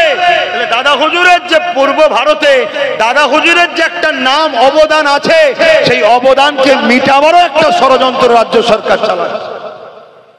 কথা শুনছেন না শোনেন? কিন্তু এটা তো আমার কম বুঝবে না। আমার কম বুঝবে কি? আরে আব্বাস সিদ্দিকী হুজুর মানুষ এসব কথা বলবে কেন? আরে হুজুর রেখে দাও। আমার নবী পাক সাল্লাল্লাহু আলাইহি সাল্লাম 11টা বছর ধরে জালিম অত্যাচারী শাসকদের বিরুদ্ধে লড়াই করেছে, তারপরে মেয়েরাজ থেকে নামাজ এনেছে। আসো, নবীর দিন মানি, নবীর দিন মানি, নবীর দিন মানি। সব ডুপ্লিকেট ইসলামের উপরে ঘুরে বেড়াচ্ছে, অরিজিনাল ছেড়ে দিয়ে বসে আছে। এখনো সময় আছে। অন্যায়ের প্রতিরোধ করো, ন্যায়কে প্রতিষ্ঠিত করো, তাহলে দেখবে আল্লাহর পক্ষ থেকে তোমার উপরে সাহায্য আসবে। এবারে অন্যায়কে মিটাতে গিয়ে যেমন বদরের ময়দানে 313 জনের মধ্যে 13 জন শহীদ হয়েছে, তো অন্যায়কে মিটাতে গিয়ে জীবন লাগবে। আমার দেশে যেমন ব্রিটিশ অন্যায় করছিল, তাকে তাড়াতে গিয়ে 60, 70, 80 হাজার শুধু উলামাদের জীবন চলে গেছে। গেছে না যায়নি? অন্যায়কে মিটাতে গেলে জীবন যাবে, তাতে যার আল্লাহ নসিবে রাখবে তার জীবন যাবে। কিন্তু তা বলে অন্যায়ের সঙ্গে আপোষ করার নাম, জোরে বলুন, ইসলাম নয়। বাবেরা আসুন, আবার ফিরে আসুন, আল্লাহকে ভয় করে, দ্বিতীয় কাউকে ভয় করবেন না, দুনিয়ার লোভ লালসায় পড়ে যাবেন না। আল্লাহ পাক রিজিকের মালিক। সংসারে যদি অভাব হয়, আল্লাহ পাকের কাছে চান। মনে রাখবেন, জালিম শাসকদেরই লক্ষণ হলো একটা, মানুষগুলোকে, প্রজাগুলোকে গরিব বানানো। কেন গরিব বানালে গোলাম বানানো সহজ হবে। এ যুবকেরা, তরুণীরা, বাপেরা, এ আমাদেরকে কর্ম না দিয়ে ভাতা দেবে, ভিক্ষা দেবে, এটা আজকে নতুন নয়, যুগে যুগে ছিল। এই মনে রাখবেন, ইসলামের একটা আইন হলো নামাজ পড়া, যেটা ফরজে আইন। আমি বললে আপনি মাপ, তা নয়, সবাইকে পড়তে হবে। ঠিক সমান ইসলামের আইন হলো মা বোনেদেরকে পর্দা করা। এই প্রতিটা মা বোনকে পর্দা করার জন্য বলে যাচ্ছি, আপনাদের ঘরও বলতে হবে। বিশেষ করে বাপ জানেদের বলে যায়, আপনি নামাজ পড়ে, রোজা রেখেছে, আপনি হজ করেছেন, যাকাত দিয়েছে, কিয়ামতের দিন আল্লাহ আপনাকে উঠাবে। নামাজের বেলায় রাইট চিহ্ন, রোজার বেলায় রাইট চিহ্ন, হজের বেলায় কামিয়াবি, সব জায়গাতে আপনি নিখুঁত ভাবে বেরিয়ে গেলে এবারে কি জান্নাত চলে যাবে? আল্লাহ বলবে না, যাওয়া হবে না। এবারে বলো, তোমার স্ত্রী পর্দা করেছিল কিনা? ওই জায়গায় যদি আপনি বলে, আল্লাহ এটা ওকে জিজ্ঞাসা করে, আমার আল্লাহ বলবে না না না না, ওর অভিভাবক গার্জেন তুমি ছিলে, তুমি কেন কৈফিয়ত দেবে না? তোমার স্ত্রী পর্দা করেছিল কি বলো? যদি স্ত্রী পর্দা করে থাকে, স্ত্রী শরিয়াত চলে থাকে, এই জায়গাতেও ধরুন পাস করে গেলে, আল্লাহ এবারে যায়, আল্লাহ বলবে না না না, বলো তোমার কন্যা সন্তান পর্দা করেছিল কিনা, সে দিন অনুযায়ী ছিল কিনা, তার বিষয়ে তুমি জানাও।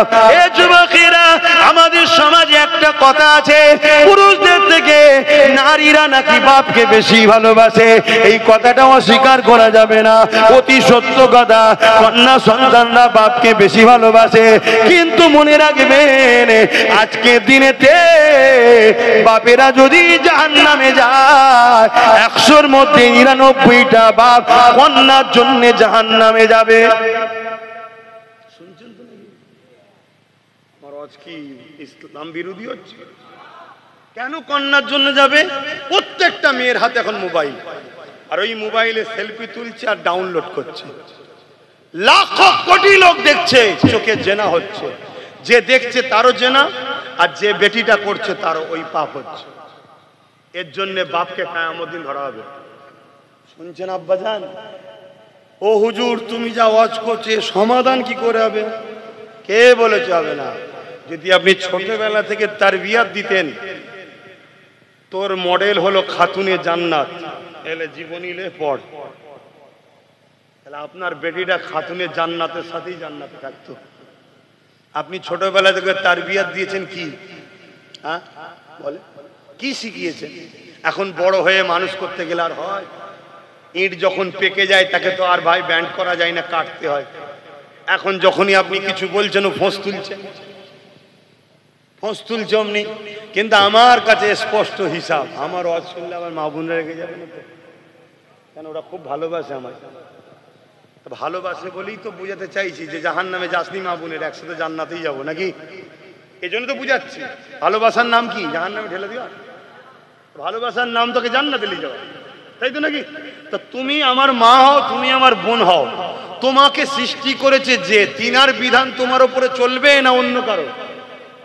বলো তোমার উপরে জোরটা কার? একজনেরই, যে বের বানিয়েছে তোমায়। আমার উপরে কার জোর চলবে? আপনাদের? কেন চলবে না? আপনারা আমাকে বানান না তো, আপনাদের জোর চলবে কি করে? আমার উপরে জোর চলবে একমাত্র আমার স্রষ্টা, যিনি আমায় বানিয়েছে। আর তিনার হুকুম বাপ মাকে মানতে হবে, তাই আমি বাপ মাকে মানতে হবে। এটাও তিনারই জোর, তিনারই হুকুম। কথা মাঝে ঢুকছে?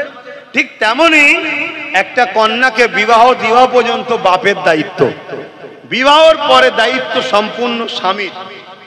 স্বামী যদি মনে করো তুমি তোমার স্ত্রীকে অমুকের মেয়ে তো জুলুম করে পাঠিয়ে দেবো, না না না না না, মনে রেখে দিও তোমাকেও মরতে হবে, কিয়ামতের দিন আল্লাহ তোমাকেও ধরবে। এখন থেকে ওই নারীটার সম্পূর্ণ দায়িত্ব তোমার, সেই দিন পর্যন্ত যতদিন পর্যন্ত ওই নারীটা একটা পুত্র উপযুক্ত সন্তান গার্জেন হিসাবে, বডি গার্ড হিসাবে না দাঁড়াতে পারবে, ততদিন স্বামীর দায়িত্ব। যেই হয়ে গেল ওবার দায়িত্ব হয়ে গেল তার বড় ছেলের। শুনছেন তো নাকি? তাহলে নারীকে কত সম্মান দিয়েছে। প্রথম সমস্ত কিছু থাকা খাওয়া সবকিছু দায়িত্ব বাপের, তারপরে স্বামীর, অর্থাৎ সে তার গার্ড, তার সবকিছু, তার থাকা খাওয়া, টেনশন, ওষুধ, জামা কাপড় সব কোথায় পাবি তুই, খেটে লিয়াই। শুনছেন তো নাকি? নারী নিশ্চিন্তা। কিন্তু সেই নারী হাত তুললে একদিন দোয়া কবুল হচ্ছিল। পুরুষদের দোয়া যদিও কবুল না হয়, কেন আমরা হাটে বাজারে এদিক সেদিক বসছি, বন্ধুকে খুশি করতে গিয়ে এক কাপ চা খেয়ে নিচ্ছি, এর বাড়ি খেয়ে ফেলছি, ওর বাড়ি খেয়ে ফেলছি। শুনছেন তো নাকি? আমার কথায় কি বেজার হচ্ছেন? সব কথা খুলে বলা যায়। হযরতে মুসা আলাইহিস সালাম একদিন তুর পাহাড়ে যাচ্ছে, এটা আবার বলে দিই না হয় ইখতিলাফ হবে। তুর পাহাড়ে যাচ্ছে, তো তুর পাহাড়ে যখন যাচ্ছে দেখছে পাহাড়ের ধারে একটা লোক বসে প্রচুর কাঁদছে, প্রচুর কাঁদছে। মুসা নবী তার কাছে এসে সালাম দিয়ে বলছে, ভাই এত কাঁদছো কেন, কি হয়েছে? বলছে আমি অনেক দিন ধরে, অনেক বছর ধরে কাঁদছি, আল্লাহ আমার দোয়া কবুল করছে না। তা আপনি তো আল্লাহর বন্ধু, আপনি আল্লাহর কালিম, আল্লাহর সঙ্গে কথা বলেছেন, আপনি যখন যাচ্ছেন আল্লাহকে বলেন না আমার দোয়া যেন কবুল হয়ে যায়। মুসা নবী গিয়ে আল্লাহকে বলছে, আল্লাহ আমি তো আমার জন্য এসেছি চাইবো, আগে ওই যে নিচই যে কাঁদছে ওর দোয়াটাকে কবুল করে নেন না। আল্লাহ বলছে, মুসা ওর দোয়া কখনোই কবুল হবে না। আল্লাহ কেন? বলছে ও হারাম খায়। শুনছেন না? শোনেন? আমরা এত দোয়া করছি, কাবায় দাঁড়িয়ে দোয়া, মসজিদে দাঁড়িয়ে দোয়া, জলসাই দোয়া, আল্লাহ প্যালেস্তাইনকে সাহায্য করো, কবুল হচ্ছে না কেন? শুনছেন না? শোনেন না? কেউ জেনে হারাম খেচ্ছে, কেউ না জেনে খেয়ে ফেলছে। একটা বিস্কুট কিনে খাচ্ছি, তার মধ্যে হারাম ঢুকিয়ে রেখে দিয়েছি। প্ল্যান চলছে তো, শুনছেন না শোনেন? এই রিসেন্ট একটা ছবিতে দেখেন না, একটা মিষ্টি দোকানদার বলছে আমি 17 বছর ধরে ছানাতে গরুর পিসাব দিচ্ছি যাতে করে মুসলমানরা খায় ওটা। শুনছেন না শোনেন? তাহলে কি করবে? এই জন্য তো নবী বলেছিল আখেরি জমানায় হাতের তালুতে ঈমান রাখার থেকেও আগুন রাখার থেকে ঈমান বাঁচানো কষ্ট। নবী কেন বলেছে?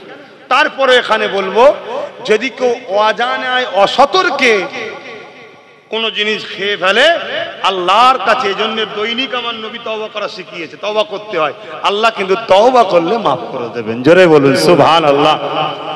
তো যাই হোক, আমি যে কথা বলতে যাচ্ছিলাম, তাহলে আমরা দুনিয়াদারিতে চলতে গিয়ে হাজারো চেষ্টা করে যাকাত হাজারো চেষ্টা করে দেওয়ার পরও দেখা যাবে হয়তো অইচ্ছাকৃত কারো মাল রয়ে গেছে। শুনছেন না শোনেন না? বা অনেক চেষ্টা করে কারো বাড়িতে হয়তো খাচ্ছি, সে খাবারটা হয়তো গন্ডগোল হয়ে আছে। এর জন্য শরীয়তের একটা মসলা আছে, আলেম উলামা বা সফরে যারা থাকে সেই মসলা হলো কি, খাবার পরে দোয়া করে দেবেন। দুয়ার পারিশ্রমিক খাওয়াটা হয়ে গেল। কথা বুঝে আসছে? এটা উলামাদের জন্য, বা যারা সফরে যায়, সফরে যাচ্ছে কোনো জায়গায় কাজে, কারো বাড়িতে মেহমানদারি করতে হচ্ছে, এটা বিনিময় হয়ে যাবে। তো আমি যে কথা বলছিলাম সেটা হলো এটাই, কিন্তু আমার মা বোনগুলোর হাত কবুল হচ্ছিল কেন? মা বোনগুলো স্বামী যদি ভুল ইনকাম করেও খাওয়ায়, মা বোনেদেরকে আল্লাহ কিন্তু ধরবে না। কথা শুনছেন তো? কেন? ওদের অভিভাবক হলো স্বামী। বাপ যদি ভুল ইনকাম করে মেয়েকে খাওয়ায়, বা বাচ্চা যতদিন ছোট আছে পুরুষ, ওর জন্য ওই বাচ্চাকেও ধরবে না, ধরবে গার্জেনকে। কেন? ও অভিভাবক। কিন্তু আজকে বড় প্ল্যান করে আমার মা বোনকে সামান্য 1000 টাকার ভিক্ষার নামে কিভাবে নামিয়ে দিল দেখলেন তো? হতে তো পারে এটা সুদের টাকা, এই হতে তো পারে মদ বিক্রির টাকা। এমনি তো পশ্চিমবাংলা মদ বিক্রি নম্বর 1 হয়ে গেছে। কি হতে তো পারে, মাফ করবেন একটা ভাষা বলছি, কিন্তু বুঝাতে গেলে তো বলতে হবে। হতে তো পারে এই টাকাটা ওই পতিতালয়ের মেয়েদের দেহ বিক্রি করা টাকা, যেখানে লাইসেন্স দিয়ে রেখেছে সরকার, জানেন তো নাকি? কথা বলছে না তো? আমার কি ভুল হয়ে গেল নাকি? আমি তো জানিনি বাপ, আর কিভাবে ওয়াজ করলে আপনারা খুশি হবেন। আমি তো আপনাদের খুশি করার জন্য এসিনি। আমি তো, যিনি আমাকে এখানে নিয়ে এসে বসিয়েছেন, কে? আমার মুখ দিয়ে কথা বার করছে কে? অনেক সুন্দর চেহারা আছে, কানও শুনতে পায় না, মুখও বলতে পারে না, আছে না নাই? মুখ থাকলেই যে কথা বলবে এমনটা ব্যাপার নয়, আর আজ বলছি কালকেও যে বলতে পারবে এমনটা ব্যাপার নেই, এক্ষুনিও বন্ধ করে দিতে পারে। যিনি আমার কথা চালাচ্ছেন, যিনি আমায় বলাচ্ছেন, তা আমাকে তো বলতে হবে তেনার জন্য, নাকি গো? এতে যদি আপনারা কেউ কষ্ট পান, আমার কিছু করার আছে? ওই একটু গাল দিয়ে নেবেন, একটু গাল দিয়ে রাগ মিটিয়ে নেবেন। সেদিন কলকাতায় একটা মিটিং হলো, দেখলেন না? ওয়াকাফের বিরুদ্ধে, হ্যাঁ দেখেছেন? একটা মিটিং হলো, সেই মিটিংয়ে একজন দাড়িওয়ালা, এরকম দাড়ি, মাথায় টুপি দিয়ে আমার বাপ তুলে গাল দিচ্ছে, মা তুলে, দেখেছেন তো নাকি? হায় হায়, এরা আবার বলছে এক হতে হবে। হ্যাঁ এক হতে হবে, আমিও বলছি, কিন্তু মুনাফিকের সাথে নয়, মুমিনের সাথে। আর মুমিন চিনার নমুনা কি? প্রথমে বলেছি, বলো জোরে বলো। যার রসুলের দিকে আদব ও প্রেম আছে, সে যে কোনো সিলসিলা হতে পারে, দেওবন্দি হয়েছে, তাবলীগ হয়েছে, ফুরফুরাওয়ালা হয়েছে, বেরেলি, আরে কারো কোনো জায়গায় উস্তাদ আছে, পড়াশোনা করছে। যদি তোমার সঙ্গে আমার জুজিয়াত মসলার লড়াই থাকতে পারে, আমাদের সঙ্গে অনেক সিলসিলার জুজিয়াত মসলার লড়াই আছে। আজানটা মসজিদের বাইরে দেবে না ভেতরে দেবে, ফাতিহা খাবার সামনে নিয়ে করবে না হাড়ি তো ওখানে থাকবে এখানে করবে, এরকম জুজিয়াত কিছু লড়াই আমাদের মধ্যে আছে। এই লড়াইটা বড় লড়াই নয়, কিন্তু আকীদার লড়াই হলো হুজুরকে নিয়ে। যাদের হুজুরের বেলায় আকীদা নেই তাদের সঙ্গে মিশা হারাম, চলবে না, তারা মুসলমানই নয়। শুনছেন তো নাকি?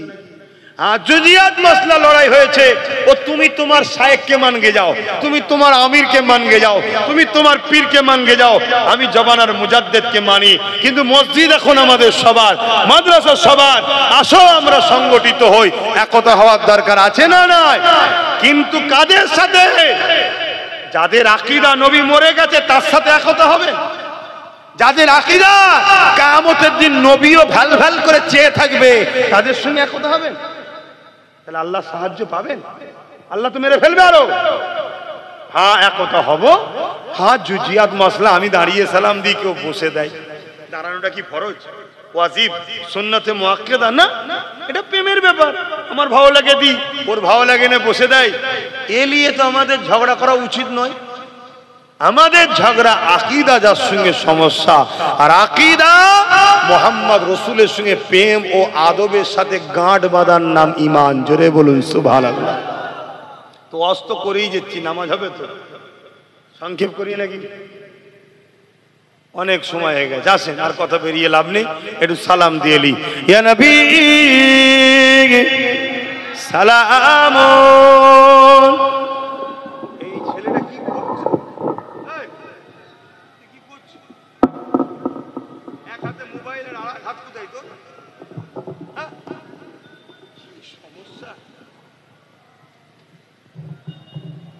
আল্লাহ বদমাশি করছো? আমার কথায় কেউ কষ্ট পাচ্ছেন না তো বাপ? আমি কি আমার স্বার্থে চিল্লাচ্ছি? আমি তো আমার আল্লাহ ও রসুলের জন্য চিল্লাচ্ছি, আপনাদেরকে বাঁচাবার চেষ্টা করছি। এবারে বাঁচবেন কি বাঁচবেন না ওটা আমার হাতে ক্ষমতা নেই, বাঁচাবার মালিক আল্লাহ। তবে আল্লাহ বলেছেন যে বাঁচতে চায় আমি তাকে বাঁচাবো। এখানে বাঁচা বলে দুনিয়ায় বেঁচে দেখার নাম বলছি না। আরে মরতে তো হবেই রে বাবা। চোর মরে না মরে না, ডাকাত মরে না মরে না, নেতা মন্ত্রী মরে না মরে না, হুজুর মরে না মরে না, মানে ইন্তেকালের কথা বলছি।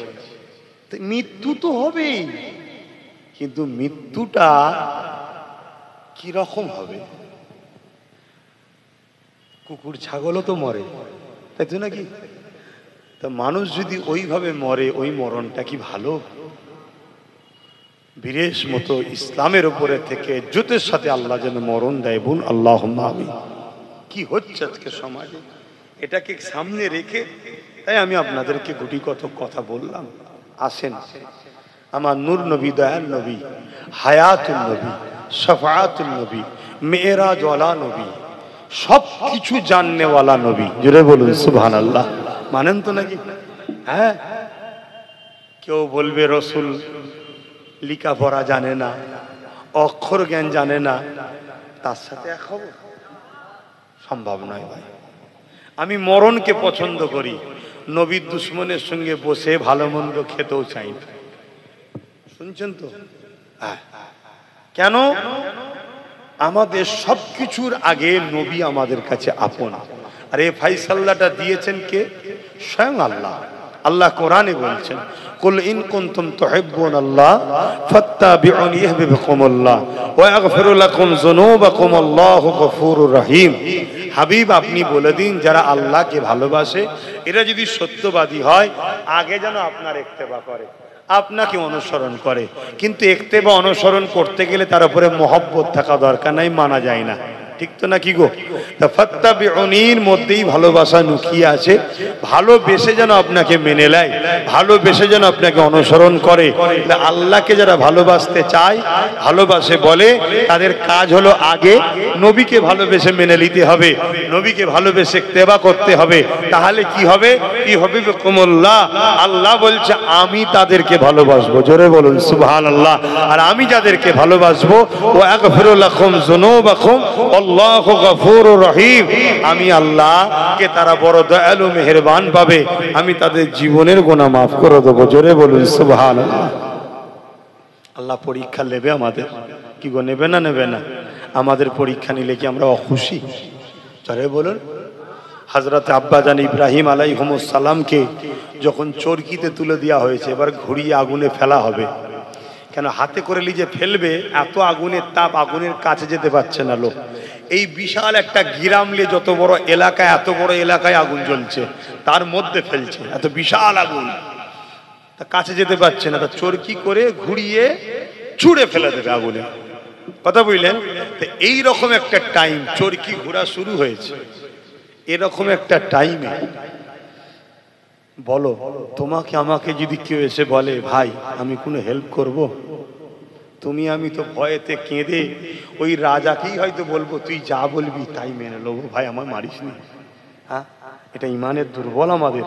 আর আমাদের আব্বাজান ইব্রাহিম সাল্লামের কাছে জিবরাইল এসে গেছে, এসে বলছে ইব্রাহিম আলাইহিস সালাম আপনি যদি বলেন তাহলে আমি আপনাকে কিছু উপকার করব, এদেরকে এক্ষুনি শেষ করে দেবো। ইব্রাহিম সাল্লাম বলছিলেন খবরদার এ কথা, এখান থেকে চলে যান, ডিস্টার্ব করবেন না। কেন? আল্লাহ ইব্রাহিমের প্রেমের পরীক্ষা নিচ্ছে। জোরে বলুন সুবহানাল্লাহ। আমাকে আগুনে ফেলছে নমরুদ, আল্লাহ কি দেখছে না? এই আল্লাহ দেখছে না, দেখেনি? তা আজকে আমাদের উপরে এই যে জুলুম হচ্ছে, মসজিদ মাদ্রাসা ধ্বংস করছে কেন্দ্র সরকার, এটা আল্লাহ জানে না? আল্লাহ দেখে না? এ তো আমাদের জন্য পরীক্ষা। আর আমরা যে ভুলটা করেছি, এই ভুলের জন্য শাস্তি। কি ভুল? আমাদের ছেলেরা মসজিদে আসে না, এটা চরম একটা অন্যায় করেছি আমরা। এজন্য আজকে সুযোগ পেচ্ছে। ভালো ভালো জায়গা আছে আমাদের, যে সব জায়গা কোটি কোটি টাকা দাম। এই চুচুড়ার যে মসজিদ মাদ্রাসায় তালা মেরে দিয়েছিল, জানেন তো নাকি? ওই জায়গার দাম কত? কয়েক হাজার কোটি টাকা দাম, জানেন না? তালা মেরে দিয়েছিল রাজ্য সরকার।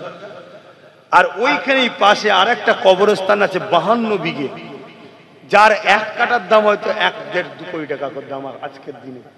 এইসব জায়গাগুলোকে নজরে পড়বেন। এমনি তো কেন্দ্রে যে সরকার আছে ও তো হাঙর, সব দেশকে খেয়ে ফেলছে। খাচ্ছে না? খাই না? কথা বলেন। এয়ারপোর্ট বিক্রি করে দিয়েছে, রেল বিক্রি করে দিয়েছে, জানেন না? LIC কে বিক্রি করে দিয়েছে, সব তো বিক্রি করে দিচ্ছে। তো ও তো দেখছে মুসলমানদের এত ভালো ভালো জায়গা রয়েছে, সবাই দখল করে খাচ্ছে, ও মুসলমানরা কিছু বলেনি, তাহলে আমি খেলে সমস্যা কি আছে? আর ও খাই বেশি, ওই জন্য আইন তৈরি করে খেতে যাচ্ছে, একেবারে সব খেলো। শুনছেন তো? তো যাই হোক, আমাদেরকে তওবা করতে হবে, পরিবর্তন হতে হবে। মসজিদগুলোকে আবাদ করুন। এই যুবকেরা, আল্লাহর ঘর চলে যাবে এটা বড় কথা নয়, আল্লাহ ঘরের মুখাপেক্ষী নয়, আল্লাহ ঘরের দিকে তাকিয়ে নাই।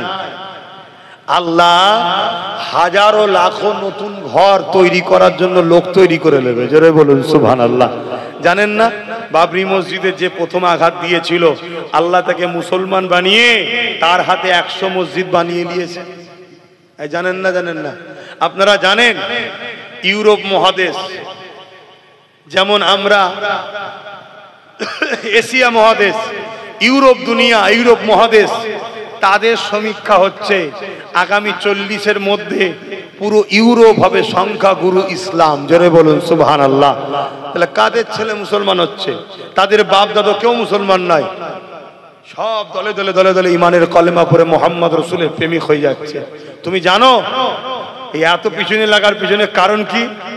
হ্যাঁ, এই খবরটাও তুমি লাও, কি হচ্ছে এখানে শুনছো তো নাকি? একটা সমীক্ষায় দেখছিলাম, একটা মিডিয়াতে বাইট দিচ্ছিল, কোন এক বাবার কাছে বাইট লিখছে, কোন এক বাবার কাছে বাইট লিখছে। সে বাইটে 30,000 মুসলমান ইসলাম ত্যাগ করে অন্যদিকে চলে গেছে। কত? 30,000। এই রিসেন্ট একজন গেল না,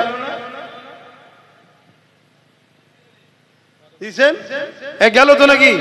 এরকম কত ভূত সাজানো আছে, এরা মাঝে মাঝে বেরোবে আর শুধু বলবে ইসলাম ছেড়ে দিলাম। এই যার কথা বলছেন, এর আগে আরো 25 বার বলেছে ইসলাম ছেড়ে দিলাম। কবার গেছিস আর কবার এসছিস? তা বলুন ভাই, পুরো পৃথিবীর লোক যদি ইসলাম ছেড়ে দেয়, আমার আল্লাহ রসুলের অসুবিধা আছে? কোন অসুবিধা নেই তো, যা যেখানে মন যাচ্ছে জানা বাবা। কিন্তু মনে রাখবি, মনে রাখবি, সৃষ্টিকর্তা যেদিন হিসাব নেবে সেদিন জবাবটা দিতে হবে। ঠিক তো নাকি? 30,000 লোক ইসলাম ছেড়ে নাকি চলে গেছে, সমীক্ষা বলছে। কেমন লোক গেছে জানেন না? ওই যে একটা লোক বলল কোরআনে নাকি 26টা আয়াত ভুল আছে, সুপ্রিম কোর্টে কেস করেছিল, কি রেজবি যেন, জানেন তো নাকি? এই রকম সব 2 নম্বর গুণ, ও গুণ থাকাই কি আর না থাকাই কি। যেমন আমার বাংলায় কয়েকটা জালিম গুন্ডা মুসলমান আছে না, কথা বলছে না তো। দুনিয়ার বেঈমান নেতার জন্য মুসলমানদের কেস দেয়, মুসলমানদের খুন করে, মুসলমানদের ঘর ভাঙে, মুসলমানদের উপর জুলুম করে, এই জানেন তো নাকি? অথচ মসজিদ মাদ্রাসার বেলায় তাদেরকে খুঁজে পাওয়া যায় না, আর তার বেঈমান নেতার বেলায় সে তখন সামনে আসে। এরকম কিছু 2 নম্বর মুসলমান, তারা অলরেডি ইমানদার নয়, তারা চুপ করে মুসলমান সেজে আছে, মুসলমানের অংশ ভাগিদারিটা নেবে বলে লিয়ে বেঈমান নেতাকে শুধু দেবে। শুনছেন তো নাকি? যদি 2 নম্বর মুসলমান না থাকে তাহলে অরিজিনাল মুসলমান কামিয়াবি হবে। নওশাদের মতো যদি আরো 40-50টা কামিয়াবি হয় এই বাংলায় মুসলমান অরিজিনাল, তাহলে এই মুসলমানদের সমস্যা দূর হবে না? হবে না? তাই 2 নম্বর রাখা দরকার। ওই 2 নম্বর গুলোকে শুধু দেখাবে এই তো মুসলমান, এই তো দিয়েছি, এই তো দিয়েছি, অথচ হারামখোর মুসলমানই নয়, ও সেজে আছে। ও আমাদেরকে শুধু ড্যামেজ কন্ট্রোল করে আমাদের যে হিস্সা 10% হোক, 20% হোক, 30% হোক, ওই হিস্সাটাকে নিয়ে ওর ওই বেঈমান নেতার কাছে দেয়। শুনছেন তো নাকি? এটা হলো একটা পলিসি। আমি বুঝাতে পারছি তো নাকি? এটা পলিসি, মানে নোটটাও নেবে, খুচরোটাও নেবে, নিয়ে সব যে দেবে। এজন্য এরা দেখবেন সুযোগের অপেক্ষায় আছে। ঠিক যখন কোনো এমন দিন আসবে, এরা দেখবেন ঝুপঝাপ করে সব লাভ মারছে, বলবে ইসলাম ছেড়ে দিলাম, ইসলাম ছেড়ে দিলাম, ইসলাম ছেড়ে দিলাম। সেদিন তোমাদের কি হবে? কথা বলো, তোমরা ছেড়ে দেবে? তোমাদের পাশে কে দাঁড়াবে? এজন্য বলি, মাথা ঠান্ডা করে কাজ করো, বোঝো। আজকে যদি বুকে হাত দিয়ে বলো নওশাদের মতো যদি আরো 40টা থাকতো, সুপ্রিম কোর্টে আরো 40টা কেস বাড়তো না কমতো? বাংলা জুড়ে আরো 40টা এরকম ইমানদারের নেতার লড়াই চলতো না? চলতো না? কিন্তু আমার কম বুঝেছে, একদম গুঁজে গুঁজে খাইয়েছে। লেন আপনি সব লেন, আপনি সব লেন, আর উনি ঘুমটা দিয়ে ইফতার করে নেন, আর রেড রোডে গিয়ে বলে পুরো ভারতের মুসলমান বিপদে পড়লে আমি আছি তো। আর যখন অন্য অন্য রাজ্য থেকে মুসলিম ঘরের ছেলেগুলো বাঙালি হওয়ার জন্য পিটিয়ে পিটিয়ে খুন করে দিচ্ছে, মারছে, একটা মুখে কথা আছে কেন? কথা বলবেন না কেন? হারে হারে বুঝছেন না, বোঝেন না? যদি বোঝেন শুধরে যান, না আল্লাহ বুঝিয়ে দেবে। এবারে অনেক বুঝিয়েছি, এখনো যদি না শুধরান, এবারে ওই আল্লাহ বুঝাওয়া শুরু হয়েছে। আমি গত 1 বছর 5 মাস হলো আগে বলেছিলাম একটা কথা, আপনারা শুনেছেন কি জানি না, যে একটা দিন আসছে আগামী 3 বছরের মধ্যে তোমাদের চোখ দিয়ে পানি নয় রক্ত বেরোবে। শুনেছিলেন এ কথা? আমি অনেক ওয়াজে বলেছিলাম, শুনেছেন কি কেউ? যদি কেউ শুনে থাকেন একটু হাত তুলে সাক্ষী দেন। শুনেছেন তো? আপনার 1 বছর 5 মাস চলছে, আর 1 বছর 7 মাস আছে। দেখো না আব্বাস সিদ্দিকীর কথা মেলে কি? আমি আবার বলে যাচ্ছি, 1 বছর 7 মাস এর মধ্যেই দেখো না কি ঘটে, শুধু কি ঘটে দেখো না। চোখের সামনে বাপকে বেঁধে বেটির উপর জুলুম হবে, ওপেন। সন্তানকে বেঁধে মা পরিবার বেটিদের উপর জুলুম হবে, কিচ্ছু করতে পারবে না তোমরা। তোমাদের কিচ্ছু করার নেই। তোমাদেরকে কিভাবে ফাঁসানো হবে সেটা শোনো। তোমরা একটু এলাকায় মুসলমান বেশি, একটু ক্ষমতা আছে, পাওয়ার আছে, এখানেই একজন অমুসলিমকে দিয়ে আমার নবীর বিরুদ্ধে একটা গালিগালাজ করাবে, কার্টুন করাবে। তোমরা সবাই থানায় যাবে, প্রশাসন গুরুত্ব দেবে না। কেন? প্রশাসনকে ওপর থেকে নিষেধ করা আছে। আমি প্রশাসনদেরকে দোষারোপ করছি না, ওপর থেকে নিষেধ করা আছে। তারা চাকরি, হুকুমের গোলাম, চাকরি করে। শুনছেন? তখন তোমরা কি করবে? নবীর উপরে বলেছে, ইসলামের উপরে বলেছে, চুপ থাকা মানে ঈমান যাবে। তাহলে তোমাকে প্রতিবাদে নামতে হবে। প্রতিবাদ নামাটা অন্যায় নাই, দেশের গণতন্ত্র সংবিধান রাইটই দিয়েছে। কিন্তু তুমি কি করবে? রোড অবরোধ করবে, রাস্তায় নামবে, সঙ্গে সঙ্গে ওই ছেলেটাকে তুলবে, চাপে পড়ে তুলবে, তুলে হালকা ধারা দেবে, দিয়ে পরের দিন জামিন হয়ে বেরিয়ে চলে আসবে। ও বেরিয়ে চলে আসার পর যতজন আন্দোলন করছিল তাদের নামে মামলা হবে। তাদেরকে ধরার জন্য রাত্রিরে পুলিশ ঢুকবে, পুলিশের সাথে কিছু পার্টির গুন্ডা ঢুকবে চটি পায়ে পুলিশের ড্রেসে। তোমরা তো ছুটে পালাবে, ঘরে মা বোনগুলোকে পাবে, ওদের ইজ্জত গুলো নষ্ট করবে। এমন কি শোনো, তোমাদের এই কেসের এমন এমন ধারা দেবে, ওইগুলোকে জামিন করতে করতে কারো 5,000, কারো 10,000, তুমি 5,000 10,000 দেখছো, দিচ্ছ। টোটাল মুসলমান এভাবে কেস খেতে হাজার লক্ষ কোটি টাকা মুসলমানদের অ্যাসেট নষ্ট হচ্ছে। মুসলমানকে চাকরি দিলাম না, কিছু দিলাম না, তারপরও এরা ধন দৌলতে ফুলে ফেপে উঠছে, এদের বুকে ব্যথা হচ্ছে। তাই কেস দিয়ে তোমাদের অর্থটাকে শেষ করে দেবে। কথা মাথায় ঢুকছে তো নাকি? আমার উপরে রাগ হচ্ছে তো? যদি হয় ভাই গাল ফেড়ে নেবে, পারছে তো নাকি? আর না হয় বলো ওয়াকাফ কালা কানুনের বিরুদ্ধে, বিজেপির বিরুদ্ধে, কেন্দ্র সরকারের বিরুদ্ধে 14 এপ্রিল যখন নওশাদ কলকাতায় ডাক দিল, ভাঙড় থেকে যারা আসছিল সবাইকে আটকালো। 1000-এর উপরে ছেলেদের নামে কেস দিয়েছে এই রাজ্য পুলিশ। কেন দিল?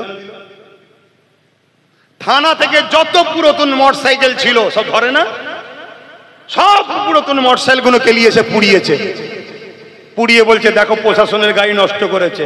আর উনি বক্তব্য দিতে বলে দিল একটা গাড়ির দাম 40 লাখ টাকা, ও মানুষের জীবনের দাম 10 লাখ টাকা, তাই তো আমার তিলক তোমাকে বলেছিস 10 লাখ টাকা দেবো। শুনছেন না শোনেন না? হ্যাঁ, মনে পড়ছে না? অথচ যেটা গাড়ি সেটা কিন্তু পুরাই নেই, সেটাকে ঠেলে হালকা করে উল্টে দিয়েছে, যাতে করে দেখাতে হবে তো নাটকটা সেটিং হবে কি করে, দিয়ে কেস দে মুসলমানদের। তাহলে আপনি কি করবেন? আন্দোলন করতে পারবেন না, করলেই কেস। তাহলে আপনি চুপচাপ থাকবেন, আগামী দিন যখন চুপচাপ থাকবেন তাও কেস দেবে। কেন? টাকার যখন দরকার হবে একটা কেস দেবে। শুনছেন না শোনেন না? কিচ্ছু নয়, কোথায় সেই ওই পাড়ায় কিছু একটা কেউ চুরি করেছে, তোমার পাড়ায় 100 জনের নামে কেস হয়ে যাবে। তাহলে এসব থেকে বাঁচার উপায় কি বলো? এসব থেকে বাঁচার উপায় কি? রাজ ক্ষমতা দরকার। যদি রাজ ক্ষমতা যদি দরকার না হতো, তাহলে আমার রাসূল মক্কা শরীফ থেকে মদিনা শরীফে গিয়ে কেন মদিনায় রাষ্ট্র কায়েম করলো? নবী উম্মতকে তো শিক্ষা দিল যে রাষ্ট্রের ক্ষমতার প্রয়োজন আছে, তাই নবী রাজ ক্ষমতা তৈরি করলেন, 10 বছর রাষ্ট্র চালানো শিখালেন। তাই তোমাদেরকেও বলে যাচ্ছি, একজন পীর সাহেব, পীরজাদা, মৌলানা, ঘরের সন্তান যাই মনে করো, রাজ ক্ষমতা দরকার। ওর হাতে ক্ষমতা তো তোমার ছেলের কি লাভ? ওর হাতে ক্ষমতা তো তোমার কি লাভ? তোমার ক্ষমতা কই? শুনছেন না শোনেন নে? তুমি যতই মনে করো ঘোমটা দিয়ে আসছে, ইফতার করছে, আমাদের না না না না, ইসলামের চরম দুশমন। যেমন কেন্দ্র সরকার ইসলামের চরম দুশমন, রাজ্যে যে সরকার বসে আছে ইসলামের চরম একটা দুশমন। আমি চ্যালেঞ্জের সাথে বলছি, না হয় মাদ্রাসা শিক্ষাকে মিটাবার জন্য শিক্ষকগুলোকে বন্ধ করে দিল। এবং শুনে রেখে দাও, মাদ্রাসা বোর্ডের 2024-এর সিলেবাসকে তোলো, সেখান থেকে দেখো কোরআনের অপশনটাই তুলে দিয়েছে, অর্থাৎ কোরআনকে বন্ধ করে দিয়েছে রাজ্য সরকার। কিন্তু আমার জাত বুঝবে, আমার কম বুঝবে, যদিও নিরীহ লোকগুলো বোঝে। আবার এই গভর্নমেন্ট একদল ভাড়াটিয়া হুজুর নামাবে, বক্তা নামাবে, মৌলী সাহেব নামাবে, তারা নেবে কি বলবে? বাবা ইজি গুজি করতে যেও না, বিজেপি চলে আসবে। আয় ভাই দেখাচ্ছে, ওই ভাই দেখাচ্ছে। শুনছেন না শোনেন নি? কিন্তু সরকারও বুঝতে পেরে গেছে মৌলী সাহেবদের কথার মুসলমানরা লিখছে না, তাই কি করছে জানেন? প্ল্যান মাফিক নিজের দল থেকেই পূর্ব মেদিনীপুরেরটাকে তাড়িয়ে দিয়েছে। তুই চল যা, ওখানে গিয়ে দিন রাত মোল্লাদেরকে গাল দে, জিহাদি বল, মেরে তাড়িয়ে দেবো, এমন করে বোল্ডুজার চালাবো, এই করব। তুই ভয় দেখা মুসলমানকে, ভয় দেখাচ্ছে না, যাতে করে মুসলমান আমার কোলে থাকে। শুনছেন তো নাকি? আমি প্রথমেই বলেছিলাম এই জন্য ভয় আল্লাহকে করতে হবে, অন্য কাউকে করলে হবে না। আচ্ছা বলেন তো ভাই, ফাইসাল্লাহ কার হাতে? আমার হাতে, আপনার হাতে না আল্লাহর হাতে? তাহলে আল্লাহর হাতে যখন ফাইসাল্লাহ, তাহলে আপনি হকটা ছেড়ে দিয়ে এক জালিমকে ভয় করে আর এক জালিমের কোলে উঠবেন? এটা কি ঈমান? এরপরও আমি আপনাকে বলে যাব, এরপরও আমি আপনাকে বলবো কি, আমি তো বলছি না যে ওকে পুরো তাড়িয়ে দে। আমি কি বলেছিলাম? আমি বলেছিলাম একটা পায়ালে, অর্থাৎ জব্দ করে রাখ। এই যে দেখছেন না বসেছিলাম, দেখুন 4টে পায়া, 3টে যদি রাজ্য সরকারের থাকতো আর একটা যদি আমাদের থাকতো, তাহলে এই গদিতে বসে আমরা যা বলবো না শুনলে পাটা খুলে নেবো। সরকার পড়ে যাবে না? যাবে না? কথা মাথায় ঢুকছে না? ঢোকে না? ধরুন আমাদের 50, 60, 70, 80টা রয়েছে, বাকিটা রয়েছে টাচ আপ করলাম, সরকার তৈরি হলো, যা বলবো শুনবি, আর নাই 60, 70টা বার করলো, সরকার পড়বে না পড়বে না? তাহলে নিজেদের হাতে পাওয়ারের দরকার আছে না? না, আমাদেরকে আল্লাহ যা ক্ষমতা দিয়েছে 110টা রাখতে পারি আমরা হাতে, কিন্তু বুঝবে? আর যদিও বোঝে, ওই আমাদের মুসলিম পাড়ায় 2-4টে করে গুন্ডা আছে, আছে না নাই? এই গুন্ডা আছে, এই গুন্ডা কোনো কোটি কোটি টাকা পায়, গুন্ডাগিরি করে, শুনছেন তো নাকি? গুন্ডাও জব্দ হয়ে যাবে যদি আপনারা এক হতে পারেন, এক যদি হতে পারেন। একবার ঘিরবেন, খাবার খানা টানা করিয়ে ভালো মতো করে খাইয়ে দেবেন, শুনছেন তো নাকি? সব শয়তান ঠান্ডা হয়ে যাবে। আমার কথা বুঝছেন না, বোঝেন না? যদি আজ হাত গুটিয়ে বসে থাকেন যে কি করব, কালকে আরো ভয়ানক দিন আসছে, কালকে আরো ভয়ানক দিন আসছে। আমার তো ভয় হচ্ছে, একটা ভয় আমার দিলের মধ্যে বারবার কুড়ে কুড়ে খাচ্ছে। আমি তো কোনো জায়গায় বলিনি, বলবো আজকে। আমার তো ভয় হচ্ছে যে ইচ্ছা করে পশ্চিম বাংলায় দাঙ্গা লাগানো হচ্ছে যাতে করে রাষ্ট্রপতি শাসন হয়, আর রাষ্ট্রপতি শাসন হলেই তুমি যতই চেষ্টা করো ক্ষমতায় কিন্তু ওরা চলে আসবে। কথা মাথায় ঢুকছে না? ঢোকে না? তাহলে একটা সেটিং থাকে, যেমন দিল্লিতে সেটিং ছিল জানেন না? কংগ্রেসকে কোনোভাবে তোলা যাচ্ছিল না, কি করে নামাবো, লাস্টে একটা সেকুলার মুখকে দিয়ে কেজরিওয়াল, তাকে দিয়ে প্রথম কংগ্রেসটাকে শেষ করলো। 10 বছরের ডিউটি ছিল, বেরিয়ে যা। সে তো পুরো পৃথিবী থেকেই গায়েব, তার কোনো খবরই নেই আর। ঠিক তেমনই এর সাথে হয়তো কন্টাক্ট একটা আছে, এত বছর থাকবি, বেরিয়ে যাবি, আমাকে এনে দিবি। কেন? কোনোভাবে হলো, এর আগে যা ছিল আমি তাকে ভালো বলবো না, কিন্তু যাই হোক দাঙ্গা ধর্ম বিভাজনটা কিন্তু করতে দেয়নি, জুলুম করেছে, আমি অস্বীকার করবো না, করেছে। ও তোমাদের মতো আমি লোক নয়, অন্যায় বলতে হবে, কিন্তু এটা তো করতে দেয়নি। অতএব তাকে সরাতে গেলে পলিসি হিসাবে একটা ঘুমটাওয়ালা লিয়াই, একে নিয়ে এসে বসিয়ে দিয়েছে। এবারে কন্টাক্ট হয়ে গেছে, যে কোনো ভাবে একটা অশান্তি লাগিয়ে রাষ্ট্রপতি শাসন করে দিয়ে আমরা চলে আসি। তাহলে তখন কি হবে তোমার আমার? তাহলে আব্বাস সিদ্দিকী যে 21-এ বলেছিল, এখন বলুন আমি কি অন্যায় করেছিলাম? একটু আওয়াজ দিয়ে বলবেন, অন্যায় করেছিলাম কি? আমি আমার ভাইটাকে 42 দিন জেল খাটালাম আমার জন্যই। আমি আমার ভাইটার মাথায় হাজার হাজার কেস চেপে আছে, আমার ভাইটাকে মারলো গাড়িতে, জানেন না? তার হাত ভাঙলো, কাঁচ ভাঙলো, হাত রক্তাক্ত হয়ে গেল। কত রকম মিথ্যা ইলজাম, জুলুম, অত্যাচার, আজও তাকে গাল খেতে হচ্ছে। সব আব্বাস সিদ্দিকীর জন্য হলো। তাকে আমি বুঝালাম যে দেখ, আমি তো জলসায় নেমে গেছি, পীর মুরিদি করছি, জলসা করছি, এখন আমি যদি কোনো জায়গায় নেতা হয়ে দাঁড়াতে যাই, এটা মানাই না। কেন? রাজনীতি মানুষের জন্য হয়, ঠিক না বেটি? এখানে হিন্দু গরিব হোক, যেই হোক, সবাইকে দেখতে হবে। তাই আমি পাচ্ছি না, তুই যা, আমি তোকে সাপোর্ট করব। আমি তো মনে করি আল্লাহর রহমত যে রাজি হয়ে গেছিল, ও তো বলতে পারতো না আমি ওখানে নেই। একটা এমএলএ এর টাকা কত? মাস গেলে 1 লাখ টাকা। অহংকার নয়, আল্লাহ এমনও দিন দেয়, একদিনে 1 লাখ টাকা দেয়। আপনাদের আবার হিংসা হয়ে গেল না তো? ইও তো বলেও তো ফ্যাসাদ, বলবে দেখেছিস কত টাকা? আরে আল্লাহ দিচ্ছে তো, আপনার ব্যথা হচ্ছে কেন? এবার আমি নিয়ে নিজে সব খাচ্ছি না কি করছি সেটা আল্লাহ জানে, যে দিচ্ছে সে জানে। কথা মাথায় ঢুকছে না? ঢুকে নেই? তাহলে ও তো পারতো আমার পাশে বসে গদি দিয়ে বসে থাকতে পারতো, তো ও তো জলসা করতে পারতো। তাহলে আপনাদের তো